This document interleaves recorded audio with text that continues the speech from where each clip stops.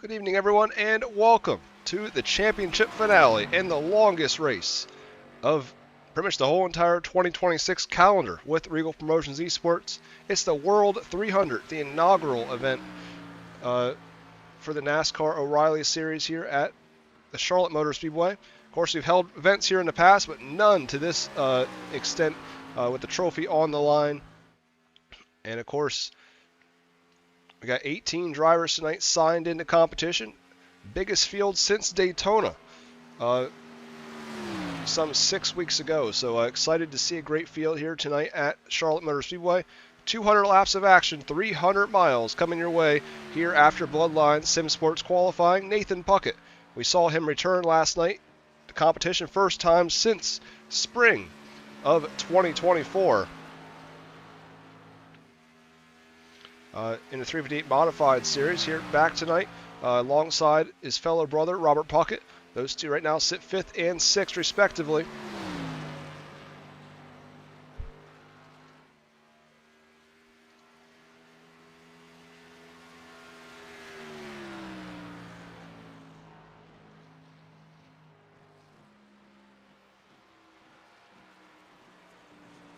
Of course, Aiden Schramm, your championship points leader, heading in to tonight's action, currently at the top. He does have a penalty for this race, though, out of cumulative incident points over the last couple weeks. So he will have to start from the pit lane. Of course, did that at Watkins Glen and had some decent result considering the fact that we had no cautions in that event. I would expect us to see at least one caution, at least for the driver's sake here tonight, as I can't imagine racing 200 miles and not being able, I mean, all that stuff, just the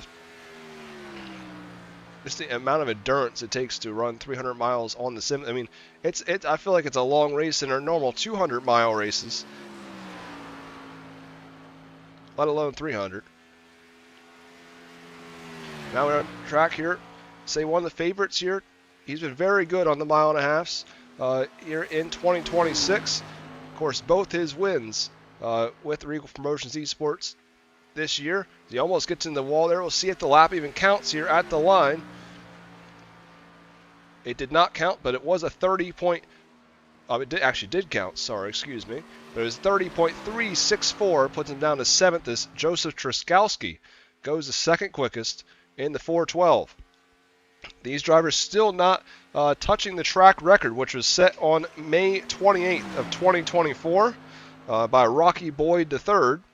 29.821 was that time that was set back then. Of course, Zach Mertis and Petra Smetana, I think I'm pronouncing that right, they're the past winners here at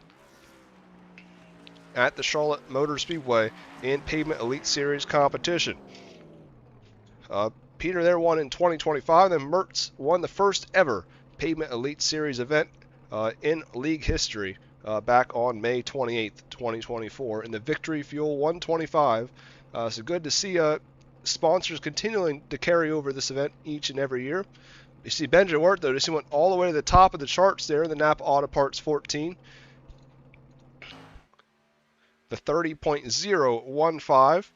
Now we'll go on board here. Jason Haynes, he was the man to watch last night in the Full Throttle Motorsports 358 Modified Series, going 10th to 4th to earn hard charger honors. That was even after causing the only caution of the race by getting himself into the wall off of turn 2.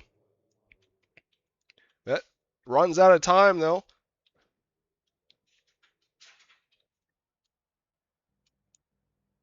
So now we'll go into our starting lineup here. 19 drivers strong here at the Charlotte Motor Speedway.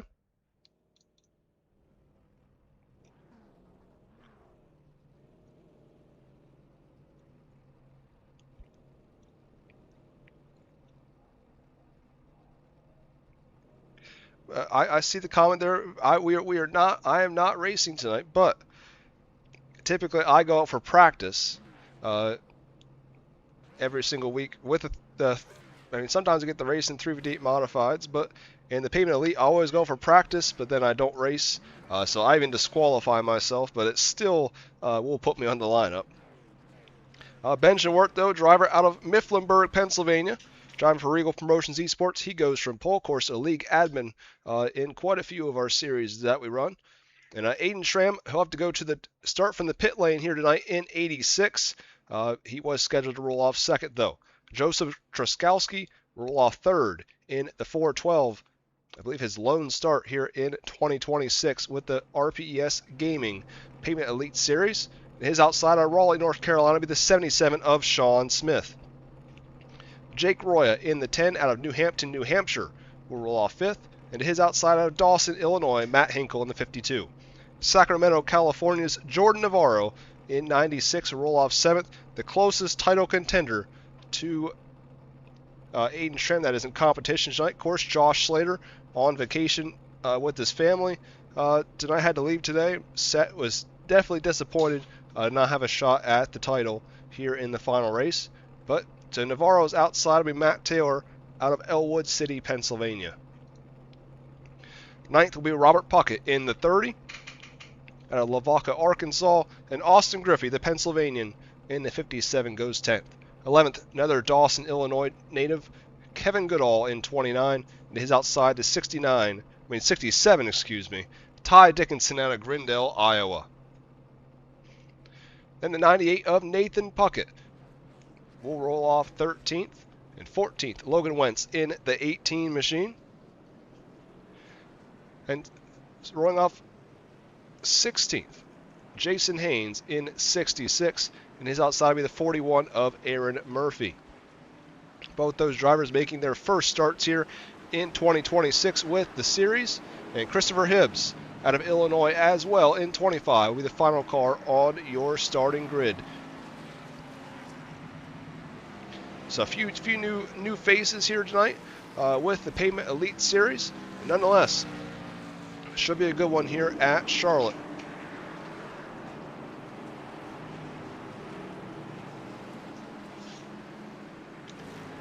Just want to make sure that Austin Griffey had his EOL, as he did have one for way back at Daytona, the last race he raced.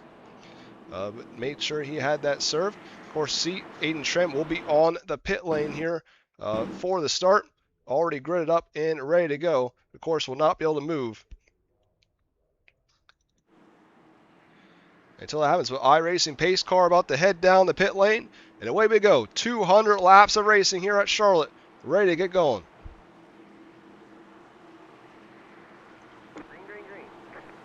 Green flag is out here at the World 300, presented by Victory Fuel. Trophy on the line. Let's see who gets there first in turn one. Wirt, Truskowski, and Sean Smith, your top three as they go through 1 and 2 for the first of 200. Of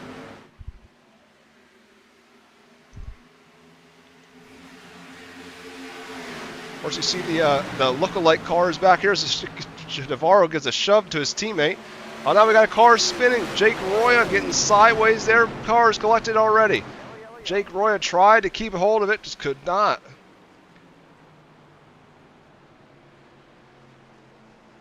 We're definitely going to go back and get a couple replays of that one. Not the way we want to start 200 laps. That is for dang sure. I mean, obviously, I feel like it starts here. Roya gets off the gas. I don't think Navarro expected it. Gets into the back of him. Navarro had it saved. I think he gets back into the throttle just a little bit. Gets it sideways, trying to save that. Gets some damage there. Obviously, want fast repair, but with 200 laps, you do not want to need to use your fast repair that early. Of course, that is about exactly what Aiden Schramm wanted to see. That perfectly works into his plan. Pretty much not going to have to really lose that much time at all with the caution happening that early. We'll go here. So we see Ty Dickinson also ends up getting into the wall here. I don't know exactly what was the problem there on the 67 machine. Just looks like maybe he just pushes up too hard. And there's a couple more cars that wreck up behind him yet. See that 2 is actually the 18 of Logan Wentz.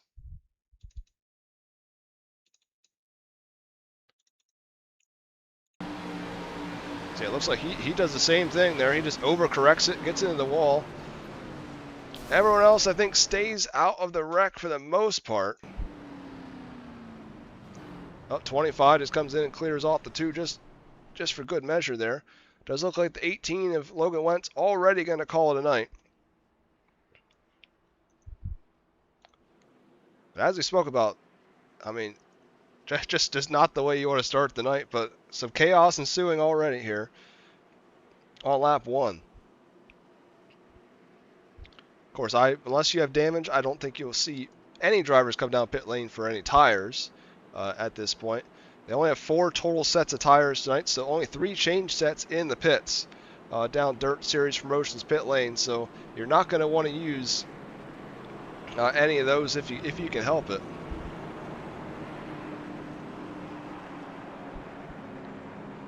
So tonight's race definitely going to be a strategy game, and also just the way the the tire game goes as well. You have to make sure you save your stuff. You can't just go out there and run as hard as you can and kind of just run away and hide. You're going to have to be able to manage your equipment throughout the race.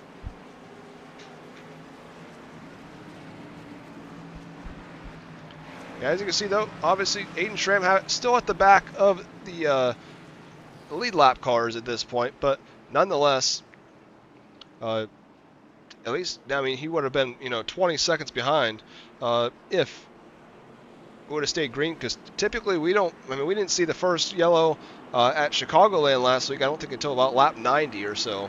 So, not something we typically have happen here with the caution on lap 1. But it works in Aiden Schramm's favor. Of course, without Josh Slater being here in competition tonight, definitely puts a damper a little bit on the championship battle. But there is still one. Still a couple drivers mathematically able to win the championship.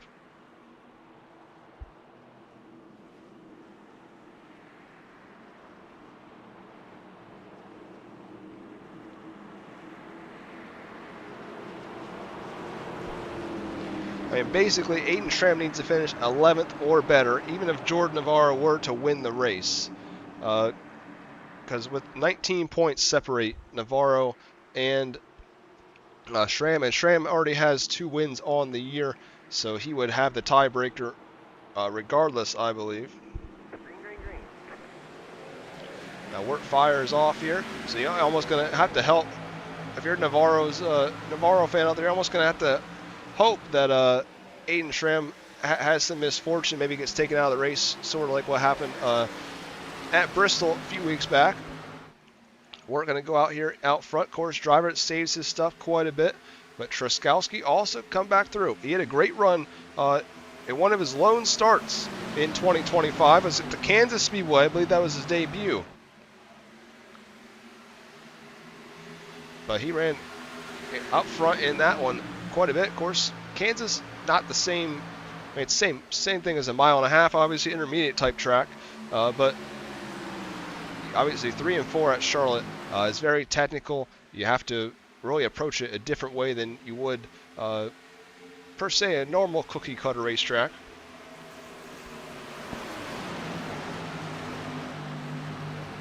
Of course, Sean Smith, home track for him basically. Being from Raleigh, North Carolina. I'm in the same boat. I'm actually from Concord, North Carolina. I drive by the racetrack every single day on my way to work, basically.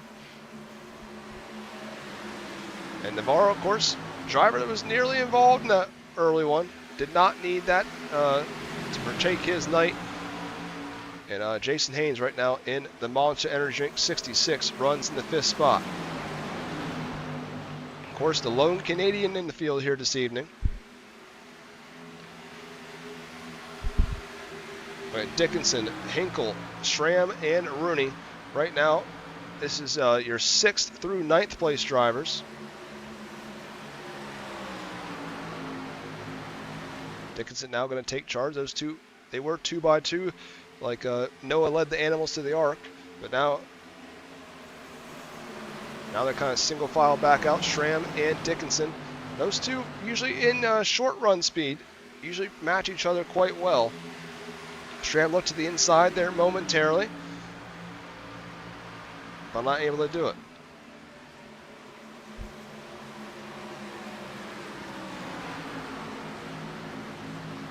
Dickinson's going to leave the door open. Schramm still looking to the inside. Your top 5 drivers up front, relatively staying single file at the moment.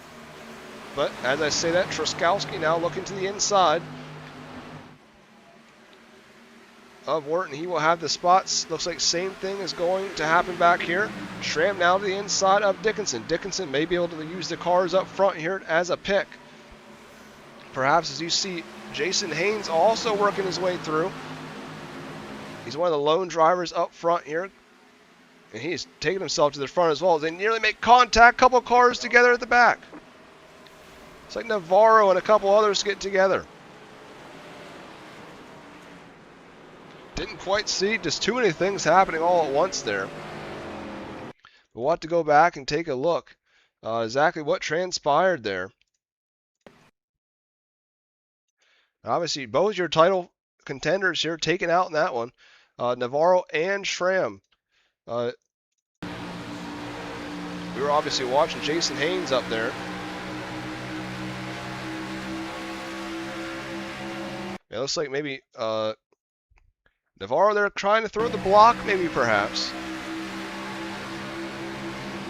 Same time, I mean, 86 also is kind of one of those tough calls there.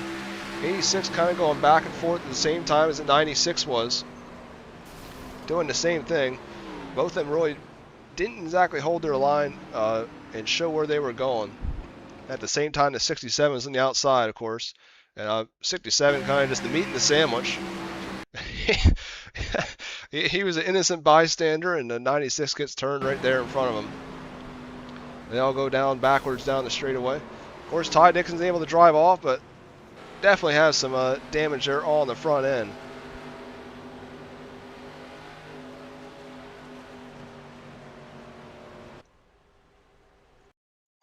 So we'll take one more look at this one here.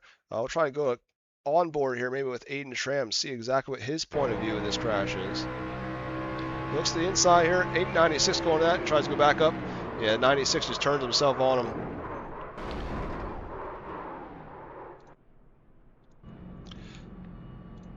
Both drivers, I mean, same thing. I mean, Schramm had I think had the right idea there to be able to try to go up top there, but because obviously 96 is going to block the inside, he tried to go up top. That then the Navarro ended up moving twice, which is a big no-no usually when it comes to blocking.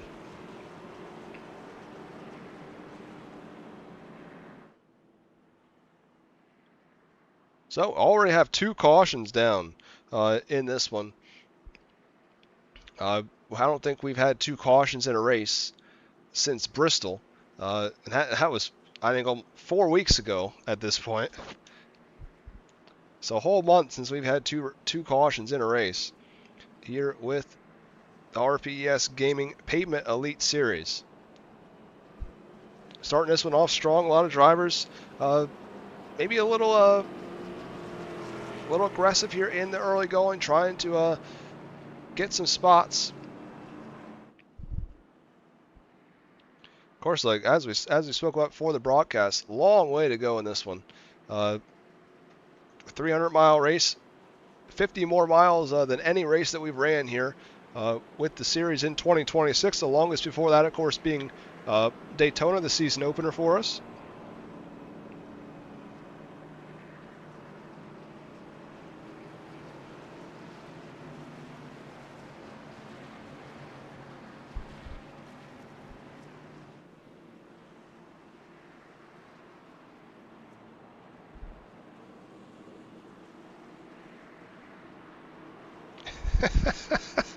Well, I just read your fun fact there in the chats. I did not know that moonshine.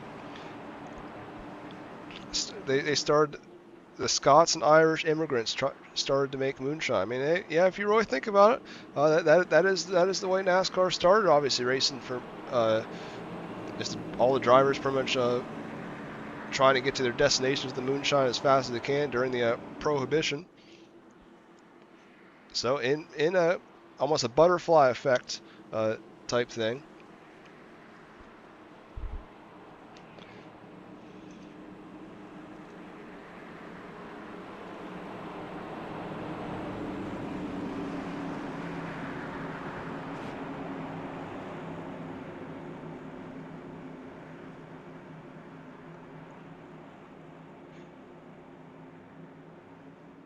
So Aiden Schramm, the only driver out on the racetrack that is not on the lead lap at the moment. Of course, 𝐏𝐗𝐲 did take that race lead during that last caution. And now Jason Haynes going to sit second. Benjamin Wirt now back to third after starting on the Bloodline Sim Sports pole this evening. Don't look now, though. Austin Griffey, 57. He's only made one start this year, that being at Daytona.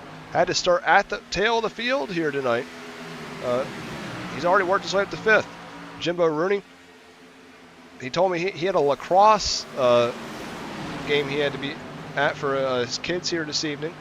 But he still was able to make it in the nick of time. Was not sure if he would be able to make it or not. Of course, this being his 151st Regal Promotions Esports event that he has started the race. Of course, on Sunday, 150th start. Big milestone for Jimbo Rooney, the all-time most starts for Regal Promotions Esports driver. But Jason Haynes now, Canadian out front, leading the field here at Charlotte. See, Christopher Hibbs just made his way down the Dirt Series Promotions pit lane in the 25 Chevrolet. Gotta say, I like that paint scheme on the 66, and he is pulling away in a hurry right now out front. I don't think we've ever seen him in a, I think we saw him race maybe one or two, I believe he showed up to Talladega earlier in the year, back in February, with the Pavement Ignition Series. But we had yet to see him with the Pavement Elite Series to this point.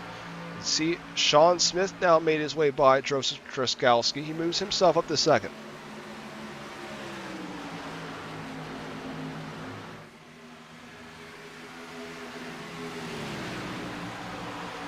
And Austin Griffey also able to make his way by Benjamin Wirt. Jimmy Rooney runs 6th. 7th is Matt Taylor. 8th, Robert Puckett now. He's now starting to be part of this lead pack. And Aaron Murphy make his first start of the season. He runs in 9th at the tail end of the lead pack at the moment. Sean Smith, though, really reeling in your race leader. It looked like Jason Haynes was going to pull away there. He had up to about 7/10 of a second. Now it's dwindled down to under 2/10 of a second. And lap traffic also going to become a factor here up front. Looks like it is Matt Hinkle going to go a lap down here first. He's going to let everyone go by. Good Samaritan he is. Oh, and Jason Haynes, very close quarters there. Comes right across the nose of the 29 of Kevin Goodall lap car. Very scary maneuver there. That definitely gets you up on the seat if you're Goodall. As Jason Haynes almost gets into him. He's a little squirrely right now at the moment. Goodall, of course, just trying to click the laps away and stay out of the way best he can with that obviously broken race car he has. But Sean Smith now going to pull away because of that. Austin Griffey now looks to the outside in the 57. Oh, it's like Condon out the corner, and he's still making contact. 57 is able to hold on to it, though. That allows 𝐏𝐗𝐲 now to make evasive action and go down the racetrack as he blinks out for just a second. Oh, Sean Smith gets into the wall there off of turn 4. Now everyone's in it. The pack's going to come up on him like hungry hippos. As now Jason Haynes goes to the inside. Not able to clear him just yet, though. Washes up the racetrack once again. Well, what madness we've had here at Charlotte here tonight. Can't keep track of all the action. We're only 20 laps in. It's either 2 wide, 3 deep right now. And a lot of drivers haven't really been up front all season long doing battle. Of course, big part of that being Jordan Navarro and Aiden Schramm, both 2 laps down in this one. After their early race incident. Now Jason Haynes almost gets into the 41. Many close calls it's been with the 66 to this point. I think his tires are really starting to go in the 66. He might have ran too hard in the early going. I think he's pushing a little bit in the corner right now. just shows that he has really gone through those tires here in the early stages of this one.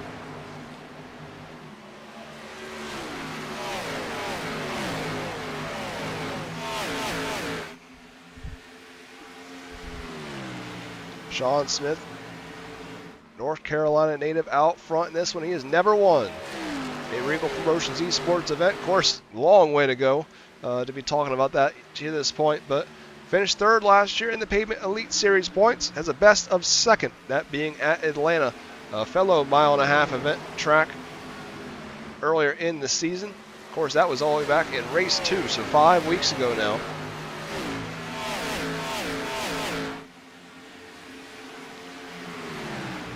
Austin Griffey runs second. Benjamin Wirt still in the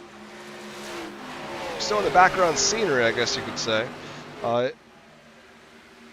in the top 3 duo. Of course, driver saves his tires quite a bit. He does not really push it too much in the run. You won't really see him race that hard until you get to the very late stages of this one. Aaron Murphy, driver we don't really know his tendencies because we haven't seen him all season or ever with the Pavement Elite Series. He runs 4th right now in car 41. Of course, driver we will definitely see later in the year run with the Dirt Late Model Series come October. Joseph Truskowski led a couple laps in the early going. Pittsburgh, Pennsylvania driver. And Jimbo Rooney is your 6th and final driver out front. So now Benjamin Wirt looks to the inside here. This is for P2. Griffey going up top, see if he can get any high side momentum. Not able to do it. Wirt will just barely clear him off of turn 4, and he will now take that runner-up spot away. Some 1 second behind Sean Smith at the moment.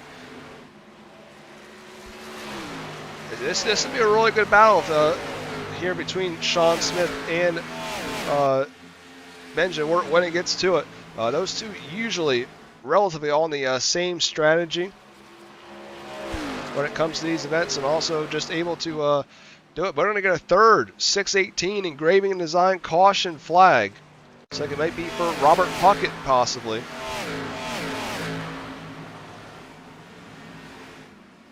Oh, driver comes down the racetrack here.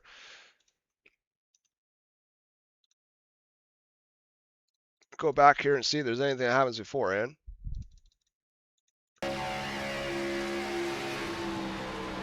So Puckett going through the corner here. Or 67 Tydex looks to the outside. 45 starts to come up here. And it comes to the racetrack a little bit. I think you see, obviously you can see the 67 tells about right here that the 45 is going to come at the racetrack. He tries to get out of the throttle, but it's too late. And the 45, so the 45 just wasn't clear.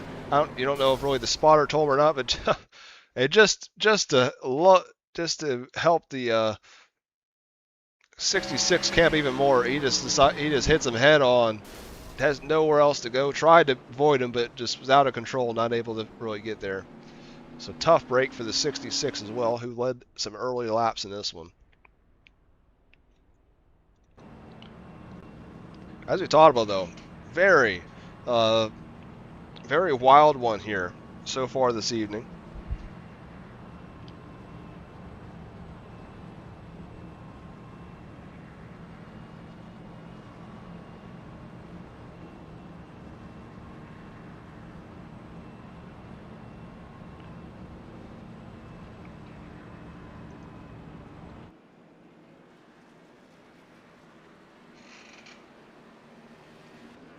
See Kevin Goodall going to get the lucky dog. He'll be back on the lead lap, so make that 11 drivers.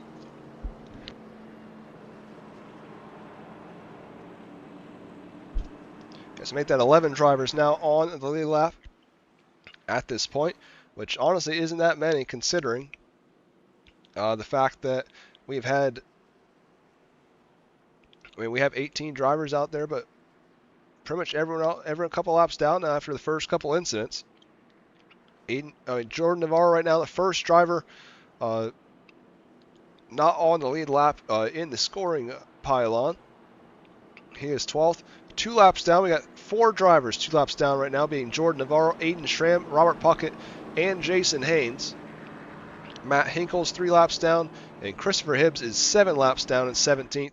Right now, Logan Wentz, the only driver out of the race. He is already 28 laps down in the 18. Doesn't look like we're going to have any takers down Dirt Series Promotions pit lane. Does not appear that way, at least, other than your drivers that already are down there just to fix their repairs.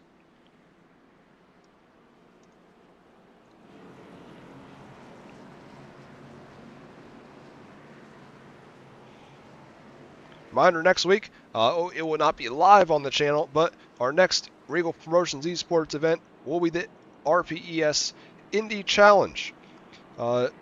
Next Wednesday, May 27th, session will open at 8 p.m. Eastern to be underneath the iRacing Hosted tab, so any driver out there is more than welcome to join. It's a free event. That'll be with the free content car, 𝐑𝐏𝐄𝐒 𝐷W12s. They will be the car of choice. Be 60 laps, so it should be a pretty short affair. Of course, that'll be at the Indianapolis Motor Speedway. Then on Sunday, May 31st, kickoff at 7:30 p.m. Eastern, will be the Spring Award Show. We'll go over all the, we'll talk to all the drivers and award winners here in 2026 to this point. That'll, of course, be live right here on the channel on May 31st. And that night, we'll also have another free session up Dirt Midgets at the I-55 Raceway. And, of course, one of the best events of the year, being the 305 Nationals. The 3rd annual event will be on June 1st through the 3rd, all live on Reigel Promotions Esports. As the Full Throttle Motorsports green flag is back in the air here at Charlotte. Smith and Wirt able to get off to a great start. Griffey struggled there in the 57. He's back in the clutch. You see how far ahead Smith and Wirt were able to pull away from the field.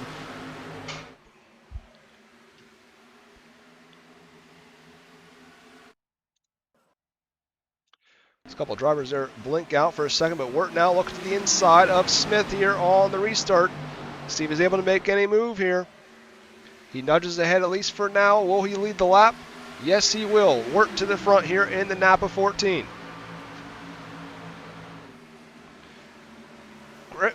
Murphy now looking to the top shelf.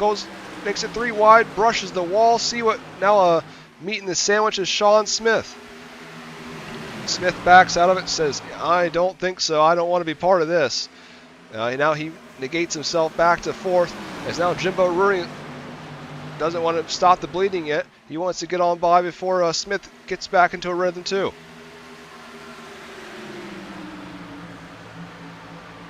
Rooney now side by side with Sean Smith.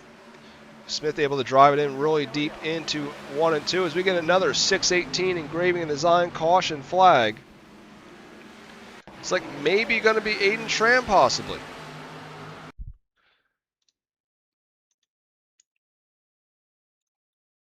See exactly what happens here. But at least according to the graphic system, that's what it's wanting to tell me.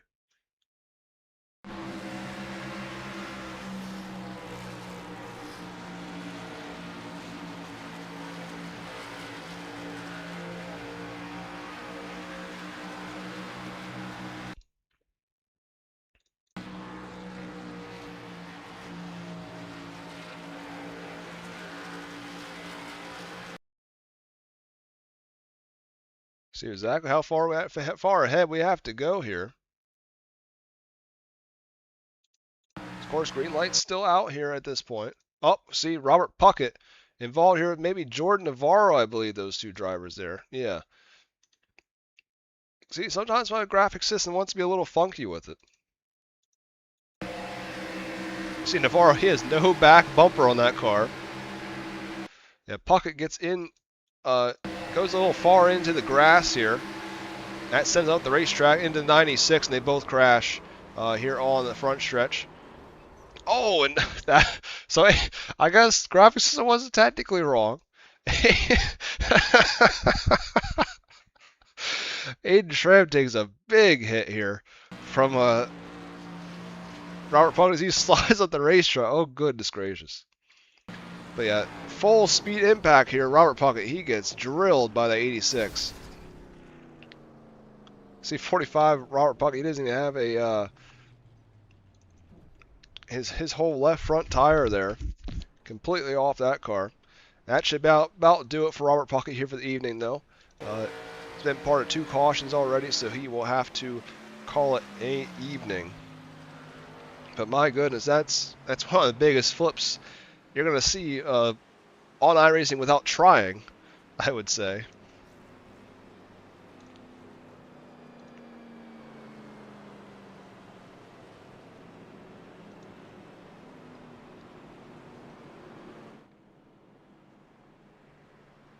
You can see that. I believe that's the 96 of Jordan Navarro. He is limping it. See how far those tires are completely to the right there. That is some severe suspension damage what he already had. So I think his title efforts, if he had any at this point in the race, they may be out the window now for the Sacramento, California driver. Of course, was looking to sweep the Pavement Ignition and Elite Series titles here in 2026.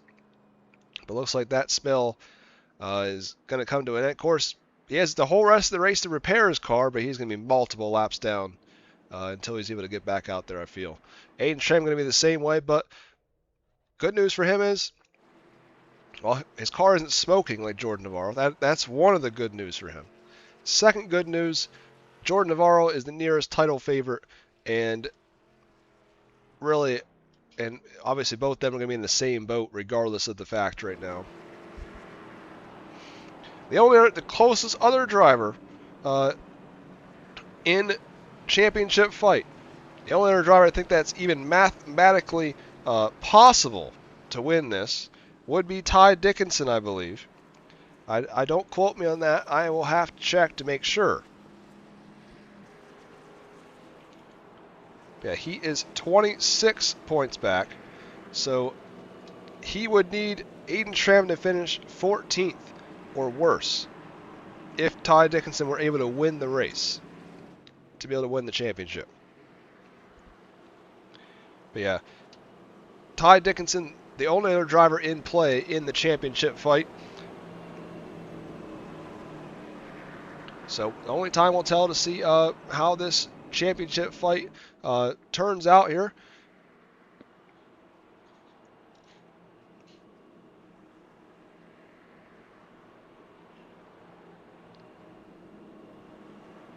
Yeah, basically, Ty Dickinson would need to finish either first or second to have any shot. Whether or not Schramm would finish 14th or 15th. That would be the only shot that Ty Dickinson could possibly have to win the championship when it's all said and done. Of course, Robert Puckett out of the race, and I believe Christopher Hibbs going to be out of the race here momentarily as well. So we head back to the green flag. Yeah, it does look like Robert Puckett is done for the evening in the 30. Christopher Hibbs still out there, 7 laps down though.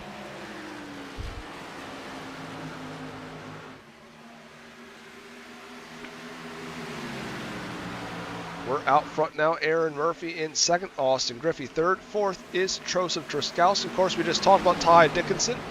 Ty Dickinson just won his first Regal Promotions Esports title last night with the short track tour. Beat none other than me by just 2 points in the final championship. Definitely heartbroken. I wasn't able to win my one and only title, but if I could lose it to anyone, it probably would be Ty Dickinson. We're now leading out front here. Of course, not even 40 laps in this one. Still have over 160 laps left.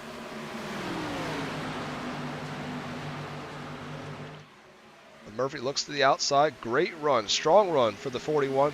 And don't look now. Looks like Jason Haynes. Actually, never mind. I see him in the background lurking, but he is 2 laps down. Currently would be the driver that would get a lucky dog. But of course, he's trying to fight his way through the field the best he can. But he now has a melee of cars up in front of him.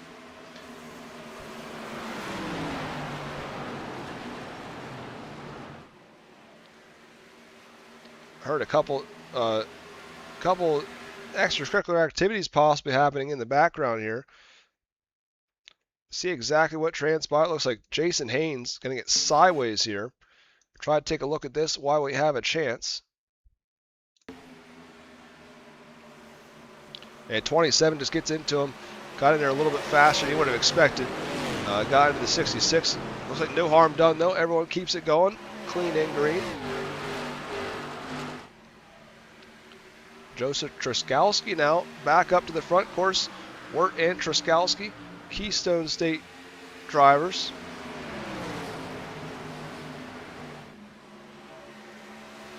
And Murphy, one of the few drivers that we've seen run all the way up against the wall to this point. Not many other drivers even tried. Of course, that's the dirt racer, if you will, in Aaron Murphy coming out to play. Makes sparks to the walls there, and that allows Austin Griffey to sneak on by for the third spot. Ty Dickinson looking to also throw his hat in the ring there for the fourth spot. And Sean Smith working to get by Jimbo Rooney, and Jason Haynes going to do the same thing. They're in a 66 course, not for position on Rooney, but definitely I'm sure some words may be being exchanged between those two as he drives on back by.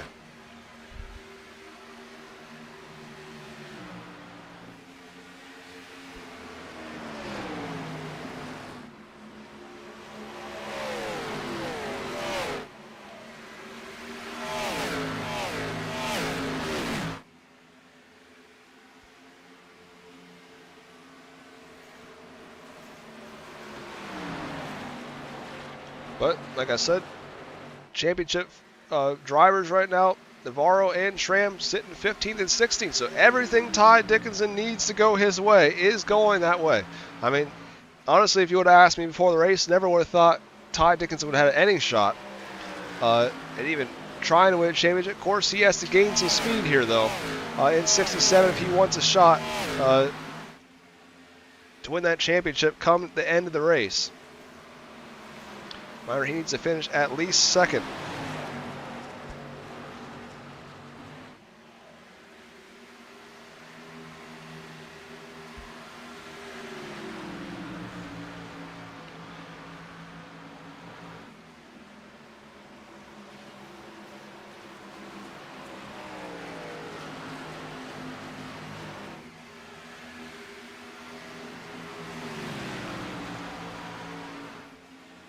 Yeah, he would need to, I just did the math in my head just to make sure, but yeah, he would need to finish second or better. Even if Schramm finished 16th, he would need to finish second or better to be able to win, because Schramm would have the tiebreaker with most wins this season. But Wirt's still leading out front in 14.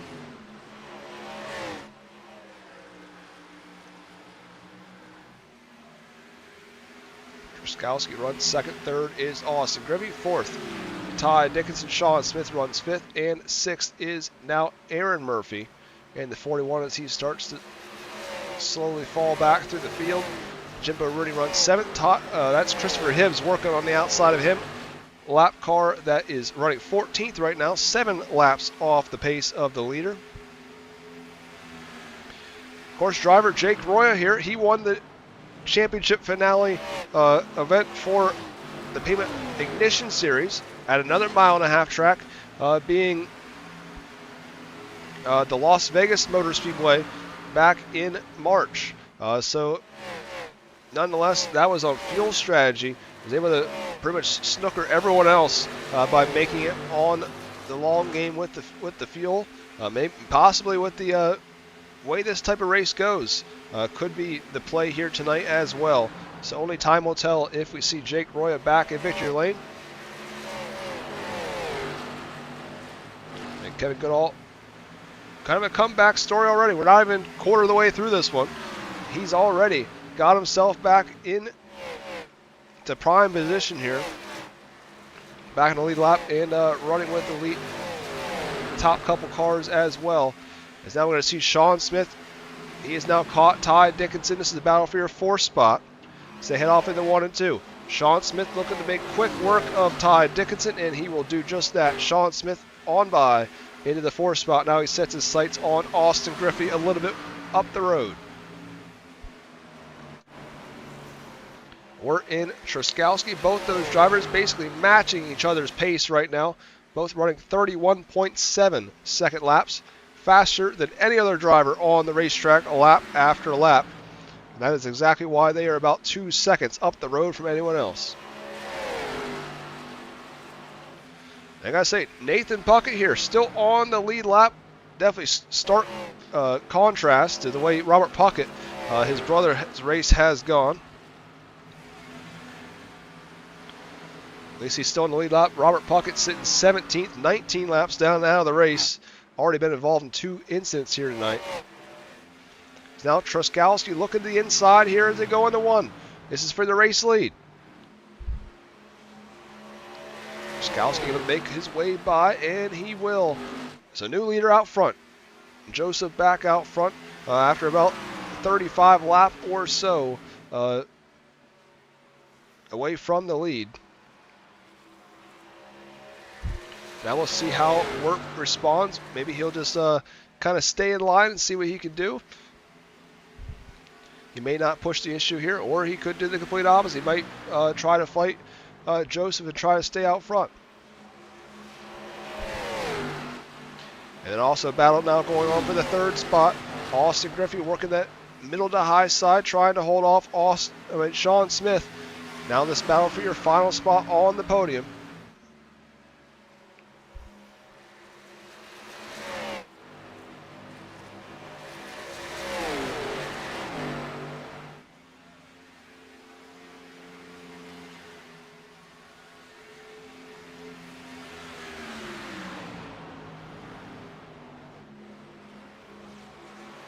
The insider was not as easy as he made the look on Ty Dickinson, but he will be able to clear him. He is now back up to 3rd now, Sean Smith is.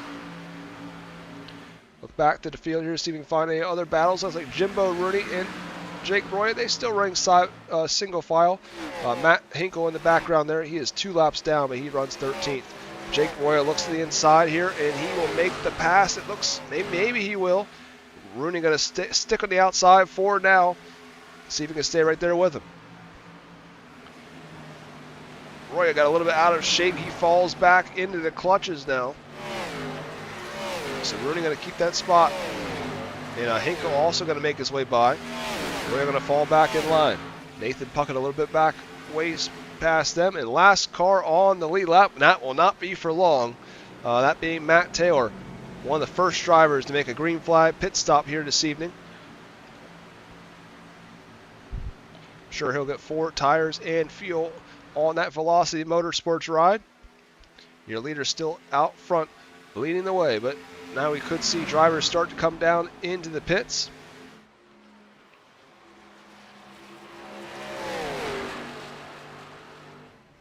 I saw Aiden Schramm's icon still white on the screen, so I was trying to see exactly. But it looks like Jordan Navarro possibly has left the session. So count him out of the championship fight, I believe. But Aiden Schramm's still holding on to hope that he's going to be able to get back out there. We're still all over the back bumper here of 𝐏𝐚𝐯, looking for different lines, seeing if what he can do. Searching around the racetrack right now for the best lane. There's a battle happening here between Austin Griffey and Ty Dickinson.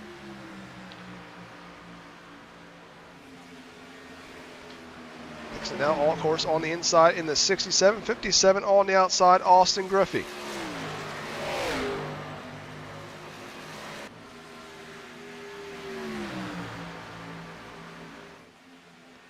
Still side by side. They just continuously running side by side with one another right now. Austin Griffey nearly made contact with the outside wall. And he's still able to maintain that spot lap after lap right now. They've been side by side for what has been almost 2 straight laps without leaving one another. Just holding each other's hand around the 1.5 mile speedway of Charlotte Motor Speedway here. Dickinson nearly comes up, trying everything he can to clear the 57, just still not able to do it. Surprisingly enough, these two running side by side, racing pretty hard. But they are actually maintaining speed with Sean Smith, the driver, a little ways up the road. Normally when drivers are racing each other for position, they lose substantial ground. Battle continues between these two drivers. Neither one of them really giving an inch, not able to clear one another.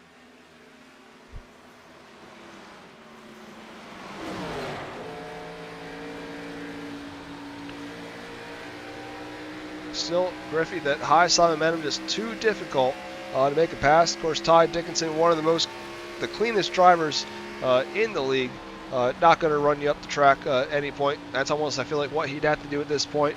Of course, still a long way to go in this one, with being about 140 laps remaining. But 𝐏𝐚𝐲𝐬 and Wirt, neither one of them really giving up on the lead. They just can't really stay away from one another, same way that Griffey and Dickinson have been.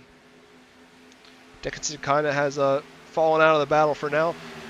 Felt like it was just not worth it for him to continue to fight for position at this stage of the race.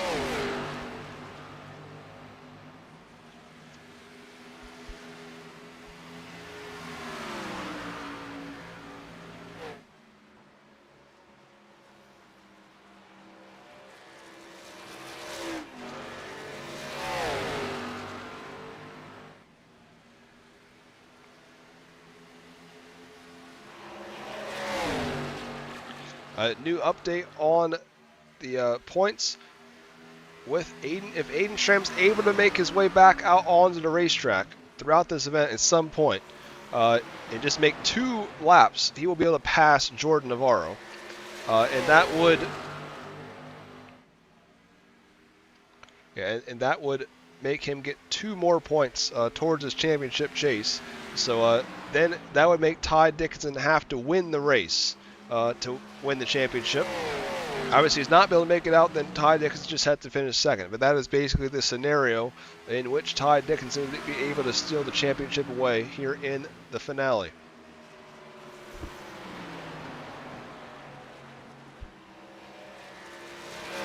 Still haven't seen any driver really come down pit lane. Besides Matt Taylor, only other driver that we've seen come down pit lane being Nathan Puckett, as now we see Benjamin Wirt come down to pit lane in the 14. So the first one out of the leaders come down pit lane here on lap 64.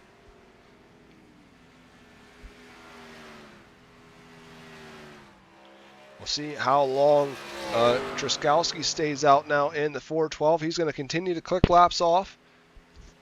Like I said, 4 total sets of tires. So you have 3 chances to change sets of tires throughout the race.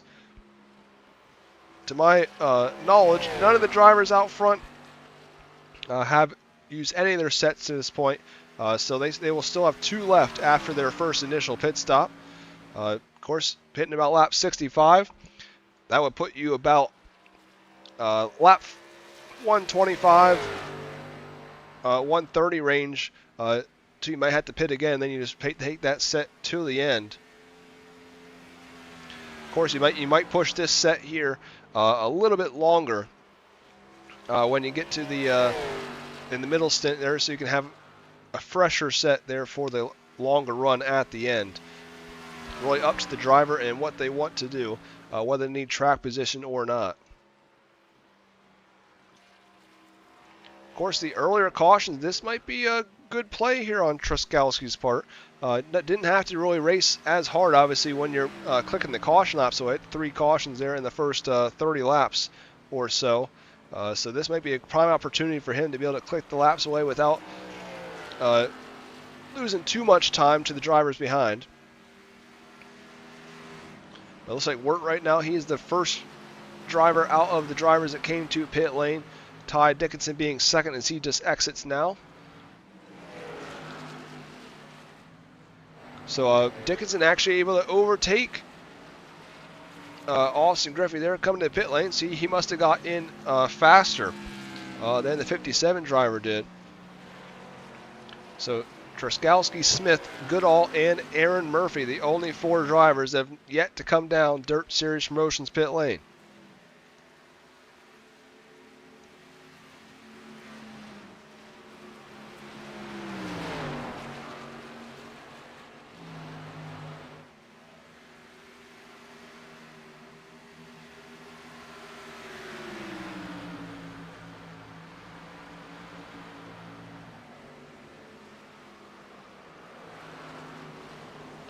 Oh, Jake Roya there gets sideways, caught the pit lane.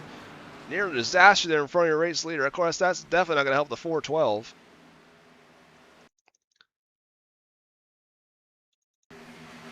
Taking another look at that one here on the replay. The 10 gets sideways there. 412 in the checkup. Obviously, definitely not what the 412 wants to see. That's definitely going to lose him some time in the long run here during the green flag. That allows Rooney to get by. Of course, Rooney has fresh Goodyears on that 27 ride.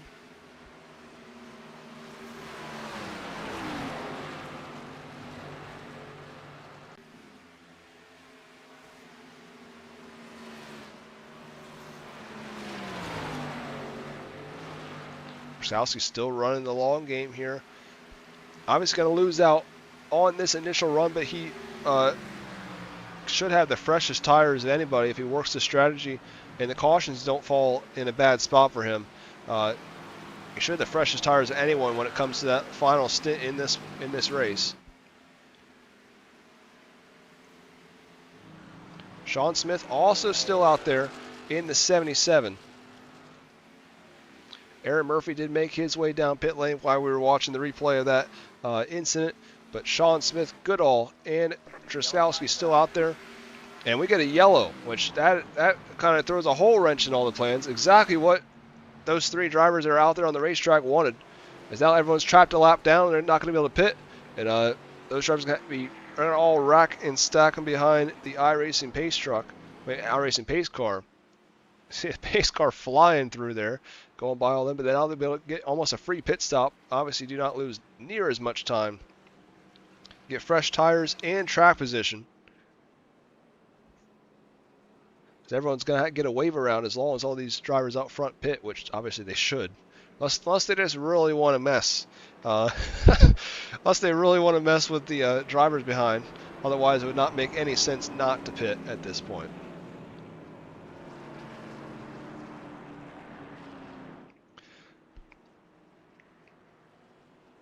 Yeah, to see Joseph Truskowski going to make his way down pit lane. Sean Smith going to do the same. And I would assume Kevin Goodall as well. He does. Christopher Hibbs and Matt Hinkle also make their way down. Of course, Hinkle 2 laps down, and Christopher Hibbs 7 laps down, so not much for them to really lose at this point either.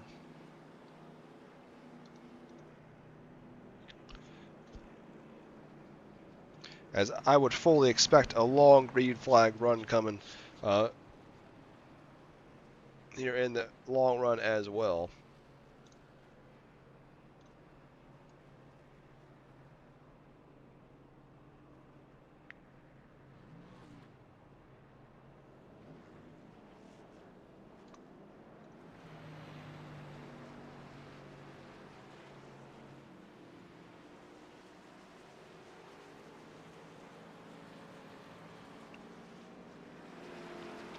Of course, 𝐒𝐴𝐚𝐲𝐬 beats Sean Smith out. Those 2 should be your top 2 when you get back to it.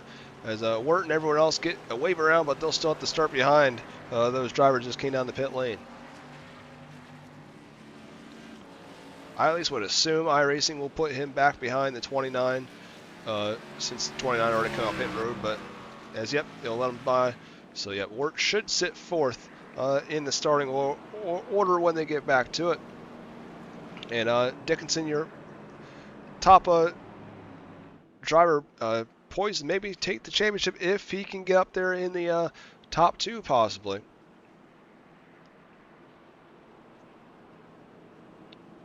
He will restart in the 5th position in 67.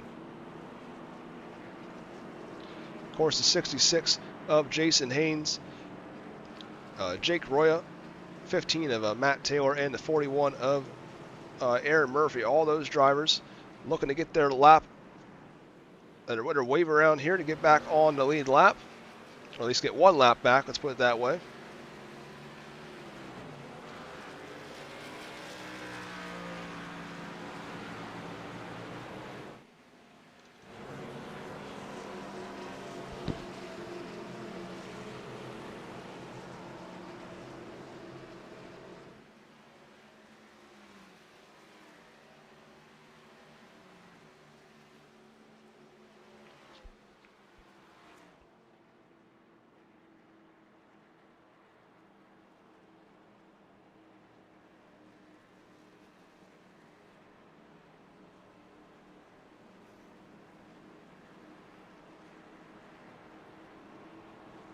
Of course, don't forget, if you haven't already, to vote for your best appearing car for the World 300 by Victory Fuel. Go to the Reigel Promotions Esports Facebook page and click on the picture of the car that you want to vote for, and the one with the most likes or / reactions by the end of the night when the checker flies will win a free membership for 2027 with Reigel Promotions Esports. As we get back to the Full Throttle Motorsports green flag, Joseph Trzaskowski out front in 412. What of a turn of events there for the 29 of Kevin Goodall. Of course, driver was at one point 2 laps down in this one, and has now worked his way up into third and on just as fresh tires as anyone else in the field has. Don't tell that to Benjamin Wirt, though. He is on a tear. It seems like, even though obviously he has older tires by just a couple laps than your leaders, but he's trying to put some laps on there. He does not want to lose the time that kind of got messed up just because of the caution. But sometimes that's just how it goes.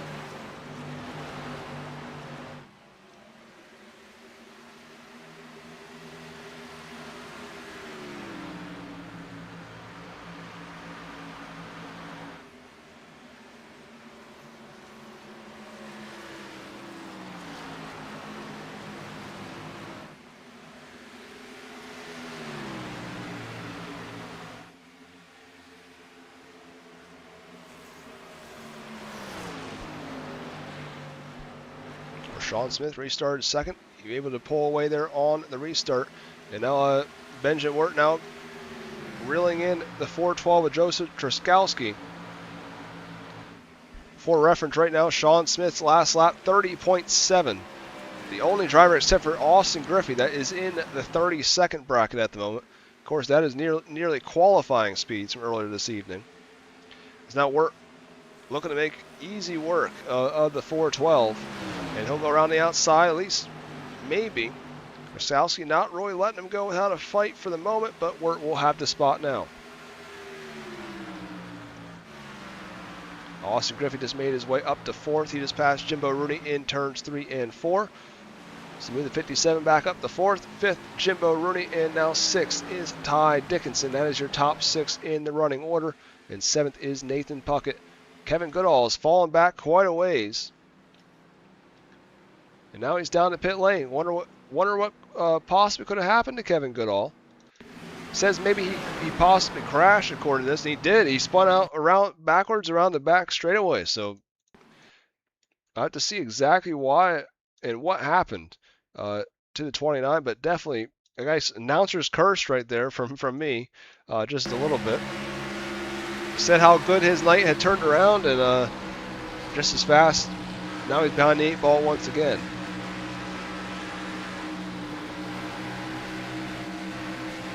It looks like 66 was out of the throttle there. 29 just didn't have as much get up off the corner. 66 got into him in the wrong spot. Spun around. I cannot believe that iRacing didn't throw a yellow right there. That's kind of unbelievable, the amount of cars that were around there. But nonetheless, we stay green. We've seen some stranger things. Obviously in real life with NASCAR not throwing yellows for per se. I remember a tire sitting in the grassy area of a racetrack. They multiple laps decided it wasn't an issue, and then they finally decided 25 laps later that they should finally throw a yellow for it.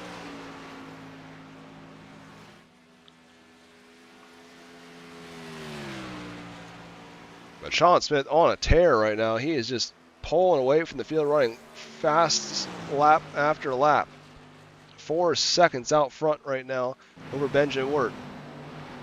Of course, you don't really know how much Wirt and company are saving at the moment, as Truskowski also falling back just a little bit, possibly saving his tires for the long run as well.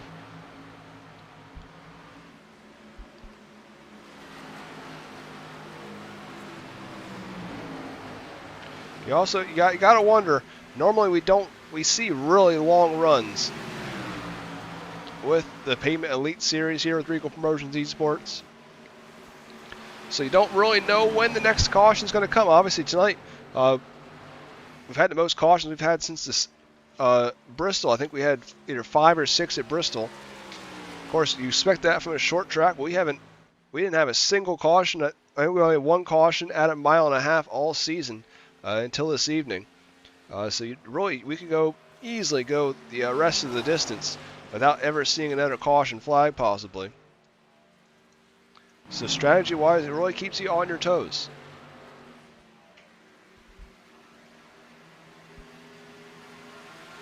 You see Griffey though, cue the Jaws music. Griffey is now catching Benjamin Wirt here for the runner-up spot.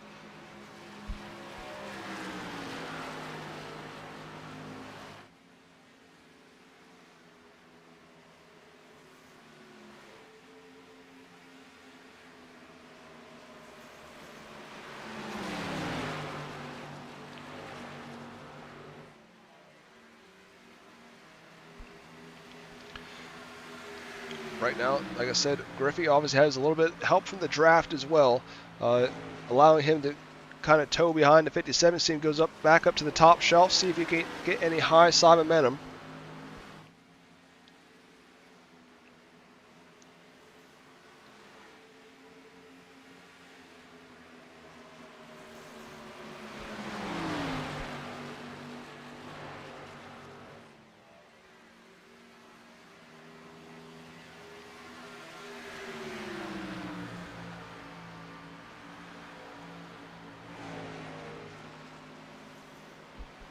Now Griffey goes back down to the inside. Sean Smith still pulling away out front, almost a 5-second gap. Similar to something we're used to seeing with Aiden Schramm when it comes to races, when he pulls away by a substantial amount throughout the race. But of course, Schramm not really a factor here tonight, being in the pit lane, kind of out of the race in the 86. Still trying and holding out hope to see if he can get back out there, but obviously what iRacing does, it makes you wait until your car get all your required repairs to even have a shot to come back up. And then you got optional repairs. With a 200 lap race though, you never know. It could be enough time to be able to make yourself back out there and improve maybe a spot or two.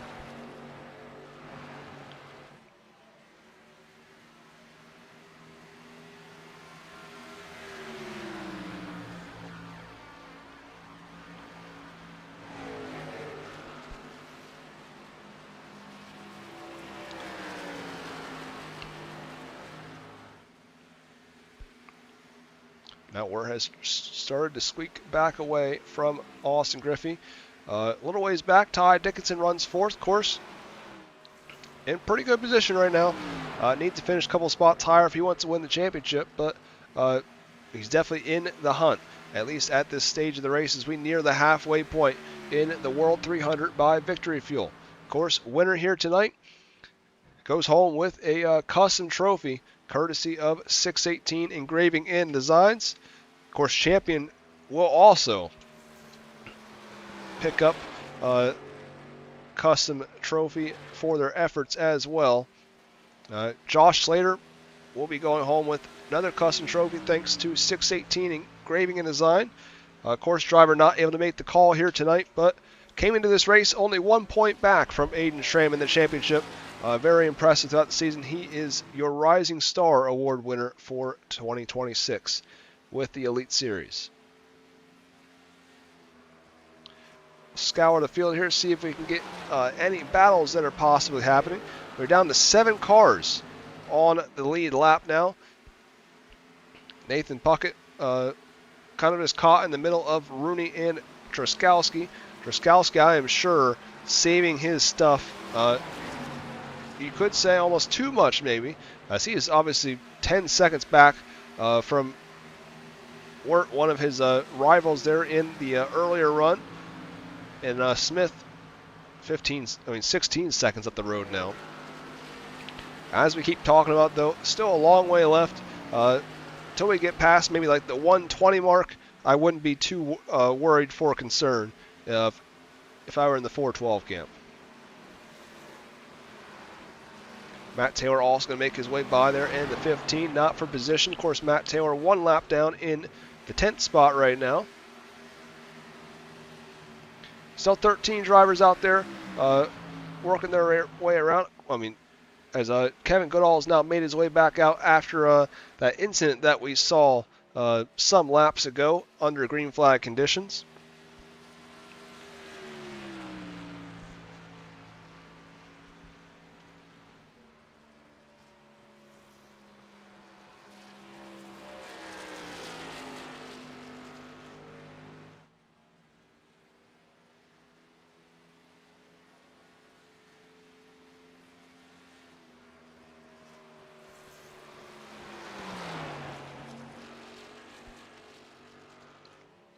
We're now starting to slowly dwindle down that gap between your top 2. Slowly but surely, of course, 32.220 last lap time for Sean Smith. Wirt ran a 31.998, so about 0.2 taken off that gap. So not anything substantial, but possibly could see that increase as the run continues.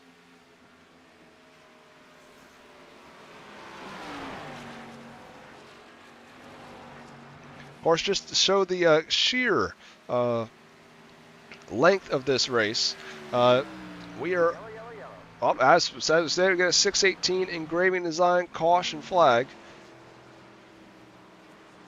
So possibly, it looks like it's going to be Nathan Puckett and Matt Hinkle going to be the 2 involved in this one. Get the far chase cam on this one. See exactly what transpired.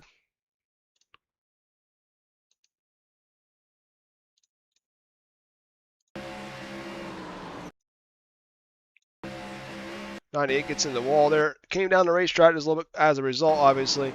I think the 52, I could be wrong. I looked at the 52, maybe he was coming up the racetrack at the same time. Yeah, he slowly, possibly, was coming up the racetrack just a little bit. The '98 still coming down the racetrack there. And both of them into the wall. Of course, Hinkle was already having a tough night, being 4 laps down already. I'm sure that will be the end of his night there for the Dawson, Illinois native. And Nathan Puckett obviously going to be behind the 8 ball there in the '98. I think he still has a fast repair possibly if he didn't accidentally already use it. And that also completely evaporates the lead that Sean Smith had out front, about 4 seconds. Probably not what he wanted to see. I do think this really helps 𝐑𝐏𝐄𝐒 there in the 412.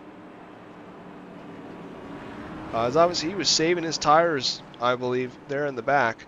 Now how much he saved there really doesn't matter, because now he's going to be right up behind your race leaders. It didn't really matter that he's 20 seconds behind.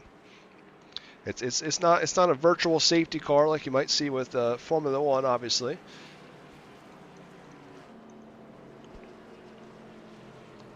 Of course, speaking of Formula One, we have our Reigel Promotions Esports Grand Prix Series coming up in the end of June.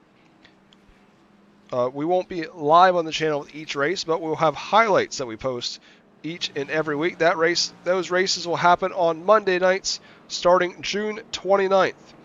We'll have the Japanese Grand Prix that open the season at the Suzuka circuit. be a trophy on the line for that race. And like I said, 8:30 p.m. Eastern on Mondays. A lot of these drivers that you see out on the racetrack tonight, they will also be taking part in that. Of course, that series utilizes the Formula 4 cars, all road course racing. It'll be 6 weeks from June 29th through August 3rd. That'll fill our summer break, kind of keep the drivers racing while we are away from a majority of our leagues.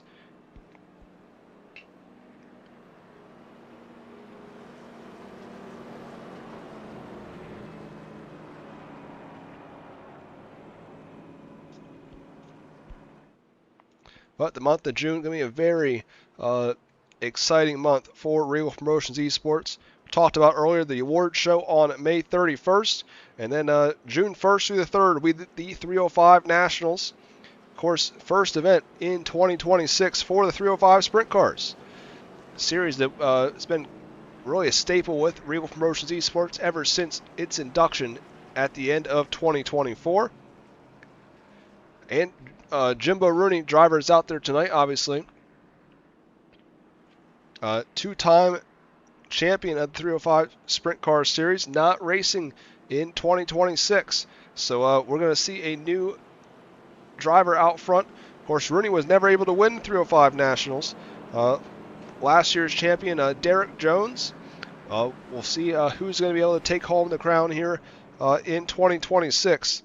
Of course, that'll be all live on Reigel Promotions Esports. $10 to win each of the first 2 nights, and a trophy on the line on Wednesday, June 3rd at the I-55 Raceway. Then we'll take a week off, and then we'll be back with 3-day affair at the Knoxville Raceway with the 360 Nationals. Of course, well over 100 cars entered in 2026, and we're already approaching that number here this year. Of course, three nights, half the field will run on Monday, half the field will run on Tuesday, and Wednesday we will have our 50-lap A main for the 360 Sprint Cars Series. As we go back to the green flag here in just a few moments. See, the war of attrition is already kicked in this one.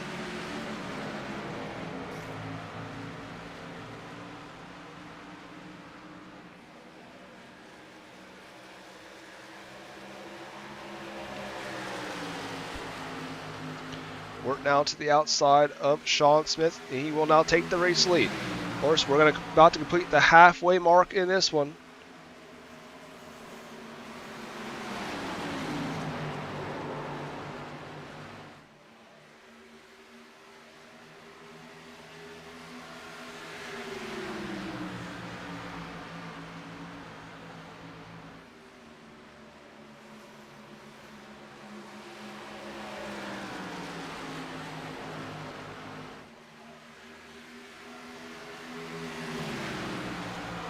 Strasowski, just as we said, saving his stuff there in the early stage of this one, trying to get his way up through the field.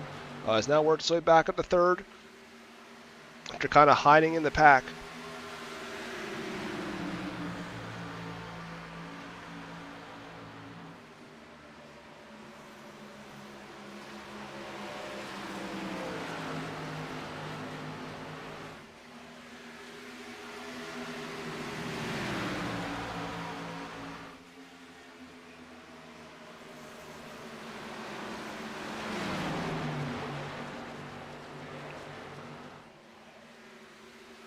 See now Rooney looking to the outside there in 27.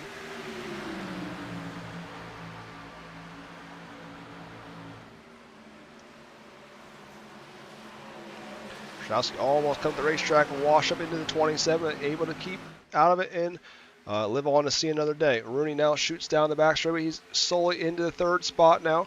Ty Dickinson now going to try his hand at the fourth spot on the outside.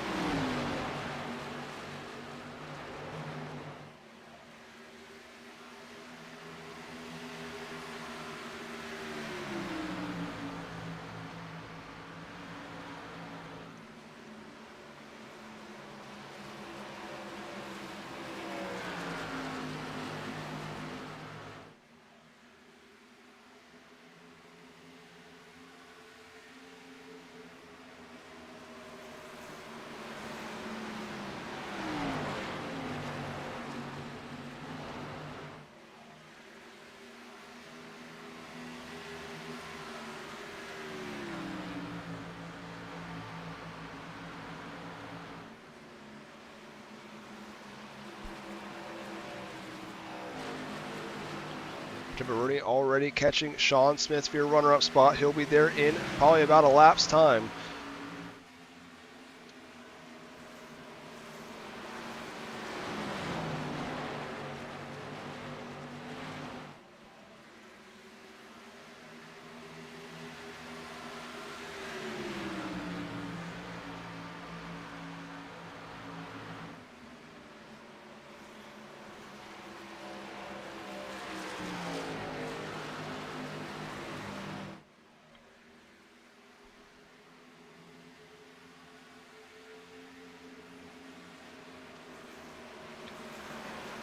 About a half a car like that now for Jimbo Rooney out front in this one.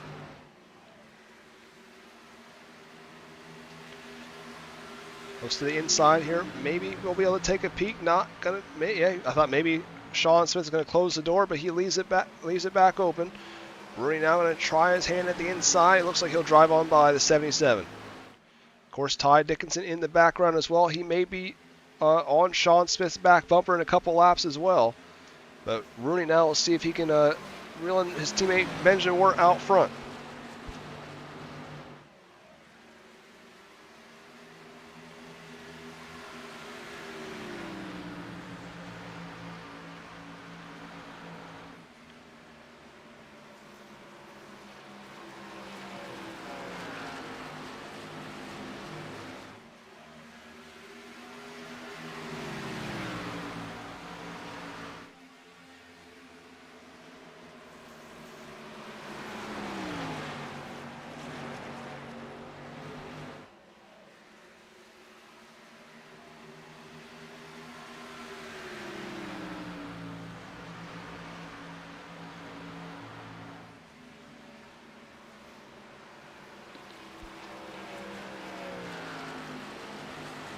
So see, he's already gaining on Wirt here. Gaining about 0.2 of a second each lap. Already has it down to about 0.4. Now it's back up to 0.5 though.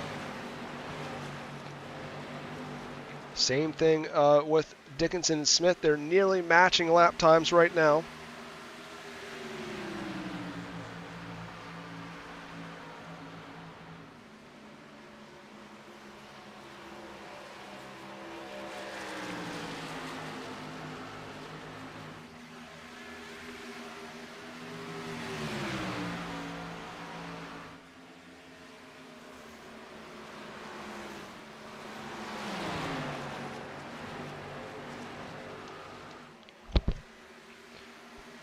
Dixon out all over the back bumper of Sean Smith. See what's going to happen here as they head off back into one. Same kind of move here from that we saw from Rooney just a couple laps ago.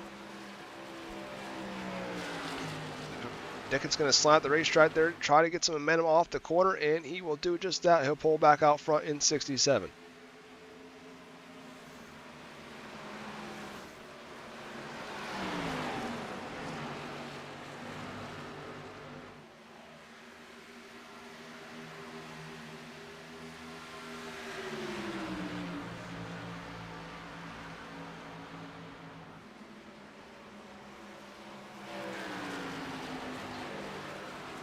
Wirt still able to control the reins of this one. Rooney was reeling him in there just a little bit, but he's now Wirt's now picked up the pace. Slash Rooney's pace is kind of flattened off just a little bit. Kind of decided, no, I don't need to run my stuff that hard at this point in the race. And speaking of drivers that led some laps, 𝐏𝐿𝐲 doing a similar thing that we saw earlier. Possibly just getting himself slowed down, trying to save those tires, going as deep into this run as he possibly can, and hope for another caution towards the end of the run.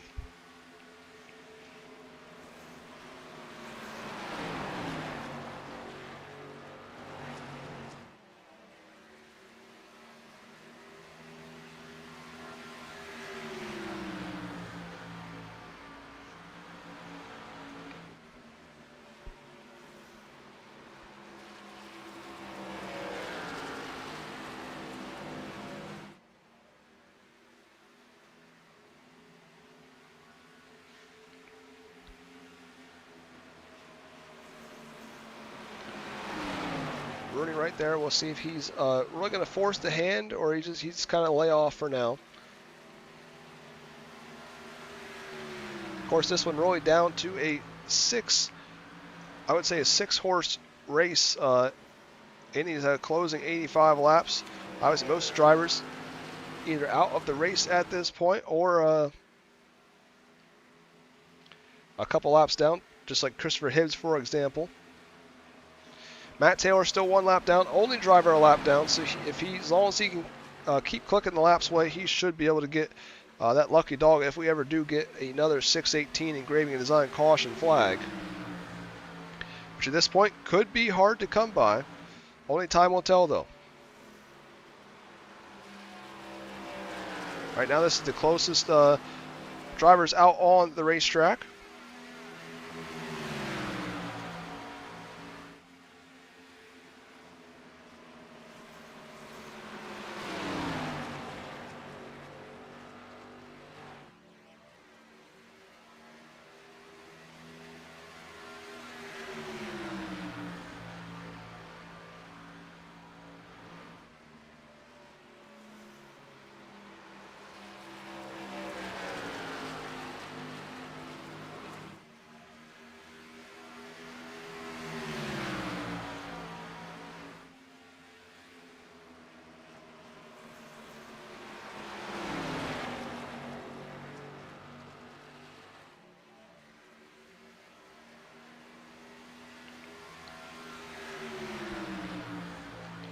Of course, speaking of the team championship, there are obviously 2 drivers out front, Reigel Promotions Esports drivers. But Ty Dickinson, Jake Roya, Matt Taylor, and Jordan Navarro, of course, the only driver out of the team that is not still running in the race right now. Those drivers, team champions for the 2026 season with the Pavement Elite Series with Velocity Motorsports. Of course, those drivers also won the championship back in the first season of the year with the Pavement Ignition Series, so sweeping the Pavement Series in 2026. Of course, those drivers had the choice of T-shirts or a custom trophy for their effort. I know they chose T-shirts from 618 Engraving and Design back for their earlier championship. Of course, one more team championship on the line in 2026, that being the upcoming Grand Prix Series.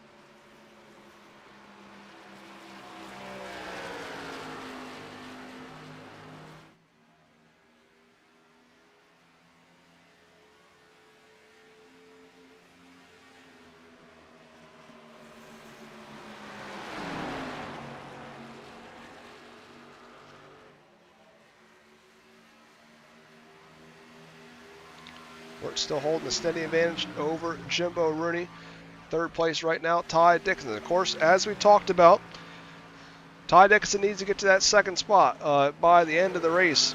If he does that, he will be your champion.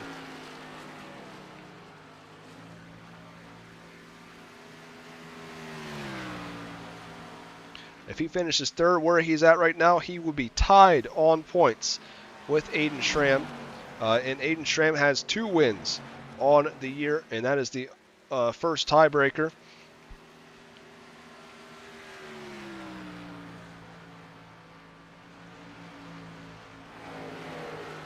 Basically, tiebreakers are most wins, best average finish throughout the season. Then if that does not break it, then it will be whoever has the best finish in the final race, which obviously would go to Ty Dickinson at this point, with Aiden Schramm out of the race in 16th.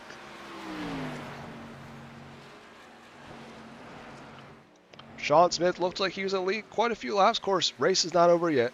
Still almost 75 laps left in this one, but he is now back to 4th, 7.5 seconds off the pace. Jake Roya runs 5th in the number 10. Of course, Jake Roya's best finish on the year was a 7th place at Bristol, so he's definitely looking on pace right now tonight to be able to click off his best career finish. Of course, two-time winner in the 305 Sprint Car Series. Picked up wins at Williams Grove. I can't quite remember the under track right now off the top of my head.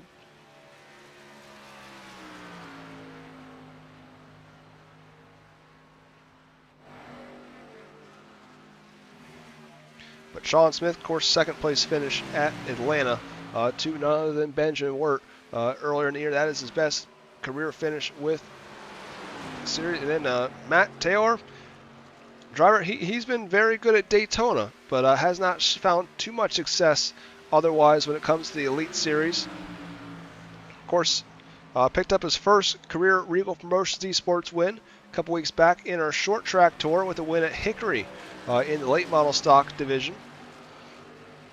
And I finished second last night in the late model stock finale by under 1/10 of a second to Ty Dickinson, who was the eventual winner and champion of that series.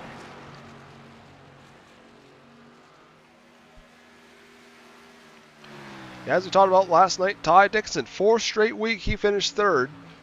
And I told him last night in the interview, he needs to stop finishing third. And what is he doing? He's running third again. He just committed to finishing third every single week, I swear. But yeah, 4 straight third place finishes with the Full Throttle Motorsports 358 Modified Series. I mean, it was even after leading multiple laps too. Just could not get away from finishing third. But here he is running third once again, and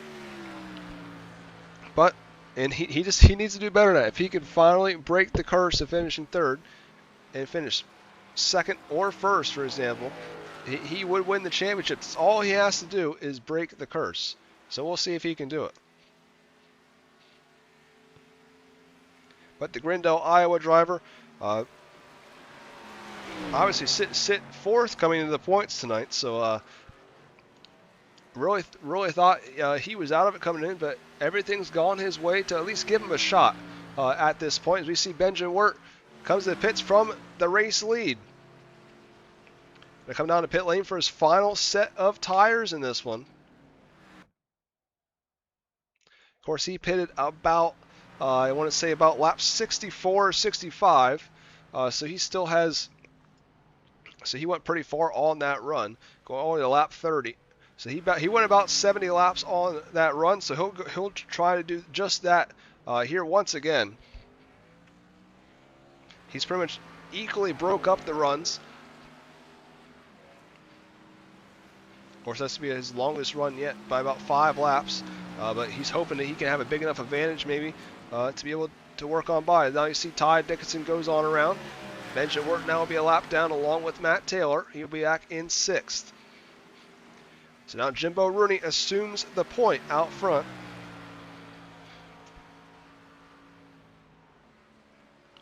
As we spoke about, Jimbo Rooney, the 2-time 305 Sprint Car Series champion, 2024 and 2025 champion of that series, and all-time winningest driver. Of course, 151st start here tonight, but has never won on the pavement side of things with Regal Promotions Esports. Came very close to a Pavement Ignition Series win at the Nashville Fairgrounds last September. Led, I want to say, about half that affair. But his best finish this season is a 6th place run at Bristol Motor Speedway. Of course, Jimbo Rooney a little bit ways older than I am, but he is a fellow University of Northwestern Ohio graduate. Just a kind of fun fact I learned about him. After the fact, of course, I graduated back in 2021, so I'm not exactly sure what year he is. I just know he's definitely older than I am. But driver out of the Empire State of New York as well. One of the loyal drivers of Regal Promotions Esports. Him and Robert Puckett. You can throw Nathan Puckett in there as well. Those 3 drivers been here since the very beginning of Regal Promotions Esports. Christopher Hibbs, you can also throw him in there as well, has been in and out of the league perhaps over the last couple seasons, but has been there. So we're going to see another caution flag that is going to almost bail out some of these drivers as well. So maybe Jake Roya But just another bad luck there for Benjamin Wirt. Comes on down to pit lane. Same thing with Ty Dickinson. Yeah, Roya loses it by himself. Obviously we saw him do that in the opening lap. Just gets in there a little bit too hot. Lost the end of it there. That just a little bit of a lack of experience in grip, obviously, on very old tires. Gets in the wall. I'm sure that will end Jake Roya's night. So then there were 6. Well, technically 7. Aiden Schramm is still kicking on pit lane and refuses to give up. But I highly doubt at this point he's going to make it back out in the racetrack.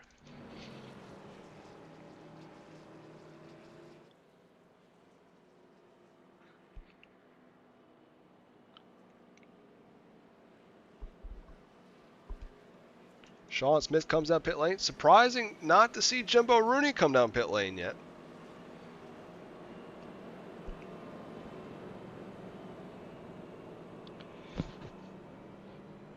But Benjamin Wirt is going to get your free pass, so he will be back on the lead lap. But it kind of, I don't know, Jumbo Rooney kind of, I mean, I don't know if he's doing it on purpose. He might just not have known pit lane was open that time. But nonetheless, he kind of got to keep a lot of these drivers behind him if he doesn't come out pit lane. They might be stuck a lap down. Only time will tell to see exactly what happens here.